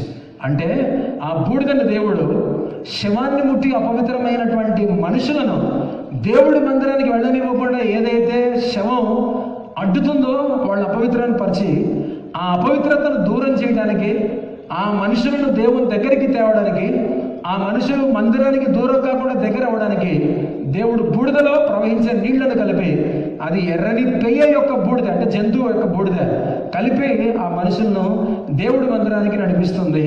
ఎర్రని పెయ్య యొక్క బూడిద. మీరు వాక్యం వినంటే దావీదు ఇప్పుడు జాగ్రత్తగా వినాలి. అమ్నోను అనేటువంటి దుర్మార్గుడు తన చెల్లి అయినటువంటి తామారు జీవితాన్ని ఎంత నాశనం చేశాడో, అదేవిధంగా బత్షేబా జీవితాన్ని, దేవుని బిడ్డలారా బత్షేబా కుటుంబాన్ని దావీదు నాశనం చేశాడండి. బత్షేబా భర్త హిత్తీయుడు, ఇశ్రాయేలుడు కాదు. దావీదు అంటే పిచ్చి అతనికి. అందుకని దావీదు కోసం ప్రాణం ఇస్తాడు. భార్యని ఇంట్లో భార్యతో కూడా పడుకోకుండా దావీదు కాపలా కాయమంటే కూడా కాస్తాడు. దావీదుకు ప్రాణం కావాలి, నీ ప్రాణం కావాలరా అంటే ఇచ్చేస్తాడు. అలాంటి వాడు బత్షేబా యొక్క భర్త. కాబట్టి దేవుని బిడ్డలారా అంత పిచ్చిగా దావీదును ప్రేమిస్తున్నాడు. అలాంటి గొప్ప అభిమాని యొక్క భార్యను దావీదు అనుభవించి అలాంటి గొప్ప అభిమానిని నిర్దాక్షిణ్యంగా చంపించేస్తాడు యుద్ధంలో. ఇప్పుడు అర్థమవుతుందా దేవుని బిడ్డలారా? ఎంత ఘోరమైనటువంటి పని చేశాడు దావీదు అంటే అంత ఘోరమైన పని చేశాడు. చెప్పొచ్చింది ఏంటంటే, David made Bathsheba's life as ashes. Bathsheba జీవితాన్ని, కుటుంబాన్ని దావీదు చెప్తున్నాను బూడిద చేశాడు. మన జీవితాలు కూడా బూడిద చేయబడుతున్నాయి. బత్షేబా జీవితాలలాగా మన జీవితాలు బూడిద చేయబడుతున్నాయి. సైతాను మన జీవితాలు నాశనం చేస్తుంది. మన పిల్లలు రక్షణ పొందరు. మన పిల్లలు మాట వినరు, మన భార్య మాట వినదు, మన భర్త మాట వినడు, తల్లిదండ్రులు దేవుళ్ళకి రమ్మంటే రారు, మన ఇంట్లో కుటుంబ ప్రార్థన జరగదు, మనల్ని బూడిద చేయడానికి సైతాను ప్రయత్నిస్తూనే ఉంది. డేవిడ్ మేడ్ బత్షెబాస్ ఫ్యామిలీ యాషెస్, బూడిదలాగా చేసి పడేశాడు బత్షెబా జీవితాన్ని దావీదు. కానీ దేవుడికి స్తోత్రం, నా కంపారిజన్ మీరు వినాలి. బూడిదైపోయినటువంటి బత్షెబా జీవితంలో నుంచే దేవుడు సొలొమోన్ అనేటువంటి కుమారుని తెచ్చి ఇశ్రాయేలుకు రాజును చేశాడు. అది దేవుని యొక్క న్యాయం. నీ జీవితం కూడా బూడిదైంది అనుకుంటున్నావా? సొలొమోన్ లాంటి వాడు వస్తాడు నీ జీవితంలోకి. బత్షెబాకి ఎందరు పుట్టారో తెలుసా? దావీదు అక్రమ సంబంధం ద్వారా ఒక కుమారుడు పుడితే దేవుడు ఆ కుమారుడు ఏం చేస్తాడు? మొత్తుతాడు. తర్వాత ఎవరు పుడతారు దావీదుకు బత్షెబాకు? సొలొమోను ఎలీద్య. సొలొమోను పుడతాడు. అందుకని దావీదుకి 20 మంది భార్యలు ఉన్నా, చాలామంది కొడుకులు ఉన్నా, సొలొమోను అనేటువంటి వాడు బత్షెబాకు పుట్టాడు. దావీదు బత్షెబా జీవితాన్ని నాశనం చేశాడు, భర్తను చంపించేశాడు. కాబట్టి అన్యాయమైన ఈ స్త్రీకి న్యాయం జరిగించి దావీదు దీన్ని వాడుకొని వదిలేశాడని అందరూ మాట్లాడినా, అలాంటి దానికి పుట్టినటువంటి వాడే సొలొమోన్ను ఉన్నతంగా హెచ్చిస్తానని దేవుడు సొలొమోన్ హెచ్చించాడు. భస్మ బుధవారం టైంలో, యాష్ వెడ్నెస్డే టైంలో మీరు నేను నేర్చుకోవాల్సిన మొదటి ఆధ్యాత్మిక పాఠం ఏంటంటే, even though our lives and our families are like ashes, మన జీవితాలు మన కుటుంబాలు బూడిద పాలైపోయినా బూడిదలోంచి బ్లెస్సింగ్ తెచ్చేటువంటి వాడు మన దేవుడు. నిజంగానే బూడిదలోంచి ఆశీర్వాదాలు బయటికి తెస్తాడు, బూడిదలోంచి దీవెనలు బయటికి తెస్తాడు, శాపములోంచి ఆశీర్వాదాలు బయటికి తెస్తాడు. ఇప్పుడు అర్థమవుతుందా? కొత్తది కనిపెట్టాడు దేవుడు. రెడ్ హైఫర్, ఎర్రని పెయ్యని చంపండి. యాజకుడు నువ్వు చంపొద్దు, నీ డ్యూటీ కాదు, వేరొకడు చంపుతాడు, నువ్వు కావాలంటే చూస్తూ ఉండవు. ఎర్రని పెయ్యని చంపాలి, దాన్ని కాల్చాలి, బూడిద చేయాలి, ఆ బూడిద తీసుకోవాలి, ఆ బూడిదలో నీళ్లు ప్రవహించే నీళ్లు వేసేయాలి. తర్వాత ఎవరైతే శవాన్ని ముట్టి మెమోరియల్ సర్వీసు, సమాధులు వీటన్నిటి కూడా వెళ్ళి అపవిత్రమైపోయారో ఆడ మీద ప్రోక్షణ చేయాలి అన్నాడు. కాబట్టి ఎందుకు ఎర్రని పై యొక్క హోమ భస్మం బూడిద యాషెస్ వాటి మీద వేయాలంటే దేవుడికి దగ్గర అవ్వడానికే ఆ హోమ భస్మం బూడిద దేవుళ్ళ దూరమైనటువంటి వాళ్ళ మీద వేస్తే ఆ బూడిద యాషెస్ వాటర్, ఆ బూడిద నీళ్లు మిళితమై కలిసినటువంటి విధి మనిషి జీవితంలో సెపరేషన్ అంటే ఆ పాపము నుంచి అపవిత్రత, శవం యొక్క అపవిత్ర నుంచి దూరం చేసి, ఆ తర్వాత వాటర్స్ ఆఫ్ ప్యూరిఫికేషన్, ఆ బూడిద హోమభస్మం ఆ మనుషుల్ని పవిత్రపరిచి శుద్ధీకరించి దేవుని దగ్గరికి నడిపిస్తుంది. ఇప్పుడు నేను బయటికి తెస్తున్నాను. యాష్ వెడ్నెస్డేలో, భస్మ బుధవారంలో, లెంటన్ సీజన్లో 40 దినాల ఉపవాస ప్రార్థన ఎవడో కనిపెట్టాడు రోమన్ క్యాథలిక్లో. అది కాదు, నిజంగానే నీ జీవితంలో కనుక ఈ బైబిల్ నమ్మితే ఈరోజు రోమన్ క్యాథలిక్లు కనిపెట్టారేమో భస్మ బుధవారం, యాష్ వెడ్నెస్డే. సంఖ్యాకాండం 19వ అధ్యాయంలో దేవుడు కనిపెట్టాడు దీన్ని. భస్మం బూడిద. ప్రభునందు ప్రేమటువంటి వాళ్ళరా, నిమిషం ఉంది 9 గంటలకు, అంతే నిమిషంలో చెప్తాను. Why corpse a defiled thing? ఎందుకు ఒక శవం అంత ఘోరమైనటువంటి అపవిత్రమైనది? పాపమునకు వచ్చు జీతం మరణం అంటే శవం. కాబట్టి పాపము వలన వచ్చిందే మరణం వచ్చింది కాబట్టి మనిషి ఏమవుతాడు? శవం. కనుక పాపము వలన వచ్చినటువంటి జీతం మరణమైనటువంటి మనిషిని పట్టుకోవడం అపవిత్రం. ఎందుకంటే మరణం శాపం. కాబట్టి శాపమైన మరణించిన మనిషిని ముట్టుకొని మనిషి అపవిత్రం అవుతుంటే పాపాన్ని సీరియస్గా డీల్ చేసేటువంటి దేవుడు పరిశుద్ధుడు ప్రపంచంలో మన దేవుడు మాత్రమే. సో అందుకనే ఇంత అపవిత్రపరచబడింది కదా మనిషి. మరణం పొందుకుంది, శాపం పొందుకుంది చేసిన పాపాన్ని బట్టే. పాపమునకు వచ్చే జీతమే ఏంటి? మరణం. బైబిల్ ప్రకారం మరణం ఏంటి? శాపం. కాబట్టి ఒక మనిషి మరణించాడు అంటే అతడు శాపం అనుభవించి, మరణం అనే శాపం అనుభవించి మరణించాడు అని అర్థం పాత నిబంధనలో.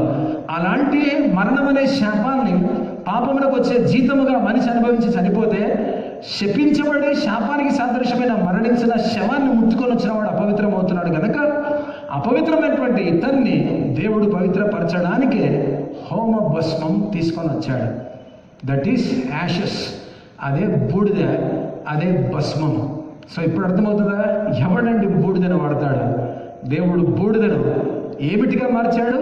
నీళ్లు కలిపితే అందులో waters, ashes of separation and purification. దూరమైనటువంటి వాడు మళ్ళీ లోకంలోంచి దూరమై దేవునికి దగ్గర అవుతున్నాడు. సెపరేషన్.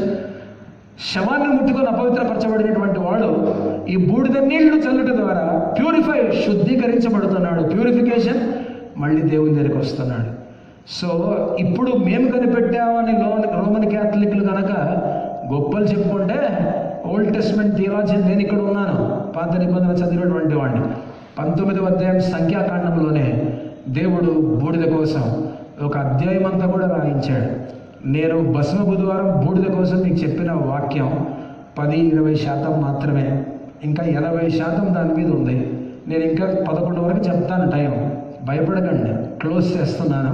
ఇది దేవుని యొక్క వాక్యం. దేవుని చిత్తమైతే దేవుని మహాకృప వచ్చే బుధవారం మళ్ళీ యేసుప్రభు యొక్క శ్రమల గురించి అందరం కూడా దేవుని వాక్యాన్ని ధ్యానించుకుందాం. ఒక ప్రకటన, వచ్చే ఆదివారం సాయంకాలం 5 గంటలకు యవనస్తుల ఆరాధన ఉంటుంది. మీ యవనస్తులను, యవన బిడ్డలను తప్పకుండా పంపండి. యవనస్తులు మీరు కూడా రండి, వస్తే పునాది పడుతుంది, లేకపోతే మీరు కూడా వేస్టే. యవనస్తుల ఆరాధనకి యవనస్తులు రావాలి, తల్లిదండ్రులు యవన బిడ్డలను పంపాలి. 6:30కు నజరీన్ సంఘారాధన ఇక్కడే జరుగుతుంది. సంఘ కాపరిగా ప్రేమతో నేను మిమ్మల్ని ఆహ్వానిస్తూ ఉన్నాను. నేను రాకూడదు, నాకు దగ్గుంది, ఆ తర్వాత జ్వరం కొంచెం ఉంది, తర్వాత పోస్ట్ వైరల్లో నేను ఉన్నాను. వైరల్ ఫీవర్ పోయినా విపరీతమైన నీరసం ఉంటుంది. కానీ మీకోసం, దేవుడి కోసం వచ్చాను. నిలబడి చివరిలో చెప్తున్నాను నా బలహీనత. వాక్యం స్టార్టింగ్లో చెప్పలేదు, అందుకే నిలబడ్డాను. దేవుని యొక్క వాక్యం బోధించాను. కాబట్టి ప్రభునందు ప్రియమైన వచ్చే ఆదివారం కూడా వచ్చి మీరందరూ ప్రకటన గ్రంథం గురించి కూడా దేవుని యొక్క వాక్యం వినాలని కోరుతున్నాను. ఎల్లుండి శుక్రవారం వాసంతి ఇంట్లో గంజిపేట్ బాలాజీ నగర్ ర్యాంప్ దిగగానే దాన్ని రెడీ చేయకండి. 19వ అధ్యాయం 14వ వచనం సంఖ్యాకాండం. ఒకడొక గుడారములో చచ్చినడల దాని కూర్చున్న విధి ఇది. ఆ గుడారంలో ప్రవేశించి ప్రతి వాడును ఆ గుడారంలో ఉన్నది యావత్తును 7 దినములు అపవిత్రముగా నుండును. మూత వేయబడక తెరిచి ఉన్న ప్రతి పాత్రయు అపవిత్రమగును. బయట పొలములో ఖడ్గముతో నరకబడిన వారినైనను, శవమునైనను, మనుషుని ఎముకనైనను, సమాధినైనను ముట్టువాడు 7 దినములు అపవిత్రుడై ఉండను. అపవిత్రుని కొరకు వారు పాప పరిహారార్థమైన హోమ భస్మములోనిది కొంచెము తీసుకునే వలన పాత్రలో వేయబడిన భస్మము మీద ఒకడు 6 నీళ్లను పోయవలడు. తర్వాత పవిత్రుడైన ఒకడు హిస్సోపు తీసుకొని ఆ నీళ్లలో ముంచి ఆ గుడారం మీదను దానిలోని సమస్తమైన ఉపకరణముల మీద అక్కడ నున్న మనుషుల మీదను ఎముకనే గాని, నరకబడిన వారినే గాని, శవమనే గాని, సమాధిని గాని ముట్టిన వాడి మీదను దానిని ప్రోక్షింపవలడు. 3వ దినమున 7వ దినమున పవిత్రుడు అపవిత్రుని మీద దానిని ప్రోక్షింపవలను. 7వ దినమున వాడు పాపశుద్ధి చేసుకొని తన బట్టలు ఉదుకొని నీళ్లతో స్నానం చేసి సాయంకాలమున పవిత్రుడగును. దేవుడు తన పరిశుద్ధ వాక్యం మన వెలుగులో దీవించుగాక. ఆత్మ నడిపింపు కొరకు ప్రార్థించుకుందాం. మహోన్నతుడైన మా దేవ, సర్వశక్తిమంతుడా, ప్రభువును రక్షకుడైన యేసుక్రీస్తు నామమున ఈ క్షణం వరకు కూడా మీరు మమ్మల్ని జ్ఞాపకం చేసుకున్నారు, సజీవలకలో ఉంచున్నారు. మీ పాదాలకు స్తోత్రాలు, వందనాలు చెల్లిస్తుంటున్నాం. క్షణములో మా ప్రాణాలు పోవచ్చు కానీ జీవాధిపతి అయిన యేసుక్రీస్తు నామమున మమ్మల్ని కనికరించి ఆ యేసుప్రభు వారి పరిశుద్ధ నామమున మా ఆయుష్ను పెంచినందుకు మీకు స్తుతులు, స్తోత్రాలు మేము చెల్లిస్తుంటున్నాం. తండ్రి, కుమార, పరిశుద్ధాత్మ నామమున శిలువ శ్రమల యొక్క ధ్యానమును మేము ప్రారంభిస్తుండగా మా మధ్యలో అదృశ్యుడిగా ఉన్నటువంటి పరిశుద్ధాత్మ దేవ ఆది అంతమైన నడిపించాలని వేడుకుంటున్నాం. మీ సన్నిధిలో నిలబడి వాక్యాన్ని బోధించేటువంటి కృప మీరు నాకు దయచేశారు. మీకు వందనాలు. మీ తండ్రి ఆత్మ నుండి మాట్లాడుచున్నాడే కానీ మాట్లాడేవారు మీరు కానటువంటి వాగ్దానం నెరవేర్చాలని అభిషేకమును, మరొకసారి జ్ఞానాత్మను, కృపను, ఆత్మ కుమరింపును, నింపదలను, పరిశుద్ధాత్మ శక్తిని నాకు విశ్వాసులకు దయచేయాలని. ఇంకా ఆధ్యాత్మికంగా ఎదగని వాళ్ళు, చిన్నపిల్లల్లాగా ప్రవర్తించేటువంటి పెద్దలు కూడా కొందరు ఉంటారు. ఎలా ఉండాలో కూడా మీ సన్నిధిలో వారికి తెలియదు. మా తండ్రి, మీ కృపలో వారిని కనికరించి వారితో కూడా మీరు మాట్లాడి ఆధ్యాత్మికంగా బలపరిచి మీ చిత్తమైతే ఈ సందేశము ద్వారా ఆత్మను మీరు రక్షించాలని, పరిశుద్ధాత్మను కుమ్మరిస్తూనే ఉండాలని ప్రభువును రక్షకుడైన యేసుక్రీస్తు వారి పరిశుద్ధ నామమున ప్రార్థించి వేడుకొంచున్నాము తండ్రి. ఆమేన్. దేవుని నామానికి స్తోత్రాల, వందనాలు. మరొకసారి లోక రక్షకుడు, నిజ దేవుడు, దేవుని కుమారుడైన యేసు ప్రభు వారి పరిశుద్ధ నామమున లోపల కూర్చున్న మీ అందరికీ, అలాగే బయట కూర్చున్న మీ అందరికీ కూడా నజరేయుడైన యేసు నామమున శుభములు తెలియజేస్తున్నాను. దేవుని నామానికి మహిమ కలుగును గాక. మార్చి నెల 6వ తారీఖున దేవుని బిడ్డల ప్రపంచ వ్యాప్తంగా ఈ దినమును యాష్ వెడ్నెస్డేగా, భస్మ బుధవారముగా చాలా మంది కూడా ఆచారబద్ధంగా ఆచరిస్తుంటారు తప్ప దేవుడికి ఇష్టమైనటువంటి రీతిలో చాలా మంది కూడా ఆచరించరు అని యథార్థంగా దేవుడి సన్నిధిలో ఒప్పుకొని తీరాలి. ఈరోజు మా అమ్మగారి యొక్క జన్మదినం, కానీ దానికంటే ప్రాముఖ్యంగా దేవుని యొక్క మహాకృప యేసుప్రభు యొక్క సన్నిధిలో బుధవారం స్తుతి సాక్ష్యము సందేశం అనేటువంటి ఈ ఆరాధనలో దేవుడి సన్నిధిలో వాక్యాన్ని బోధించేటువంటి కృపా ధన్యత దేవుడు నాకు అనుగ్రహిస్తున్నందుకు హృదయపూర్వక ధన్యవాదాలు దేవాది దేవునికి ఈ సమయంలో నేను చెల్లిస్తుంటున్నాను.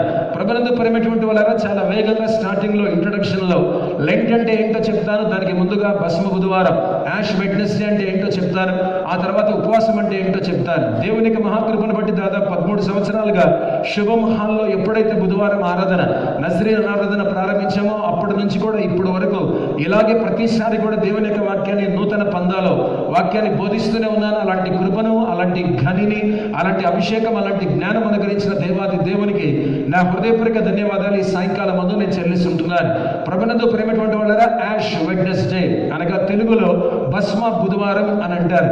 దీన్ని యాక్చువల్గా లెంట్ అనేటువంటిది ఈ రోజుతో స్టార్ట్ అవుతుందని చాలా మంది యొక్క నమ్మకం. అయితే ప్రపంచంలో రెండుగా విడిపోయింది దీని యొక్క ఆచారం.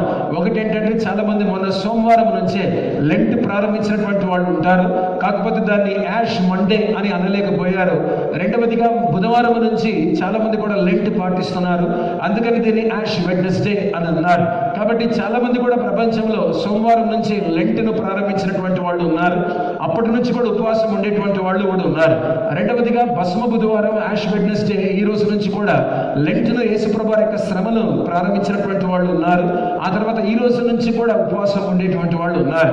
ఇక మూడవదిగా దేవుని బిడ్డలారా, యాష్ వెడ్నెస్డే అనేటువంటి ఈ పేరు ఈ బుధవారానికి, భస్మ బుధవారం అనేటువంటి పేరు ఈ బుధవారానికి ఎందుకు వచ్చింది అని అంటే, తప్పనిసరిగా మనమందరం కూడా గడిచేటువంటి సంవత్సరానికి వెళ్ళిపోవాలి. 2018లో ఎప్పుడైతే ఆదివారం మనం రామ్నగర్ స్కూల్లో ఉన్నామో నగర సంకీర్తన చేశాం. ఆ రోజు triumphal entry of Jesus into Jerusalem, యేసుప్రభు యెరూషలేం జయప్రవేశం చేశారు. దాన్ని ఇంగ్లీష్లో పామ్ సండే అంటాం, తెలుగులో మట్టలాదివారం అంటాం.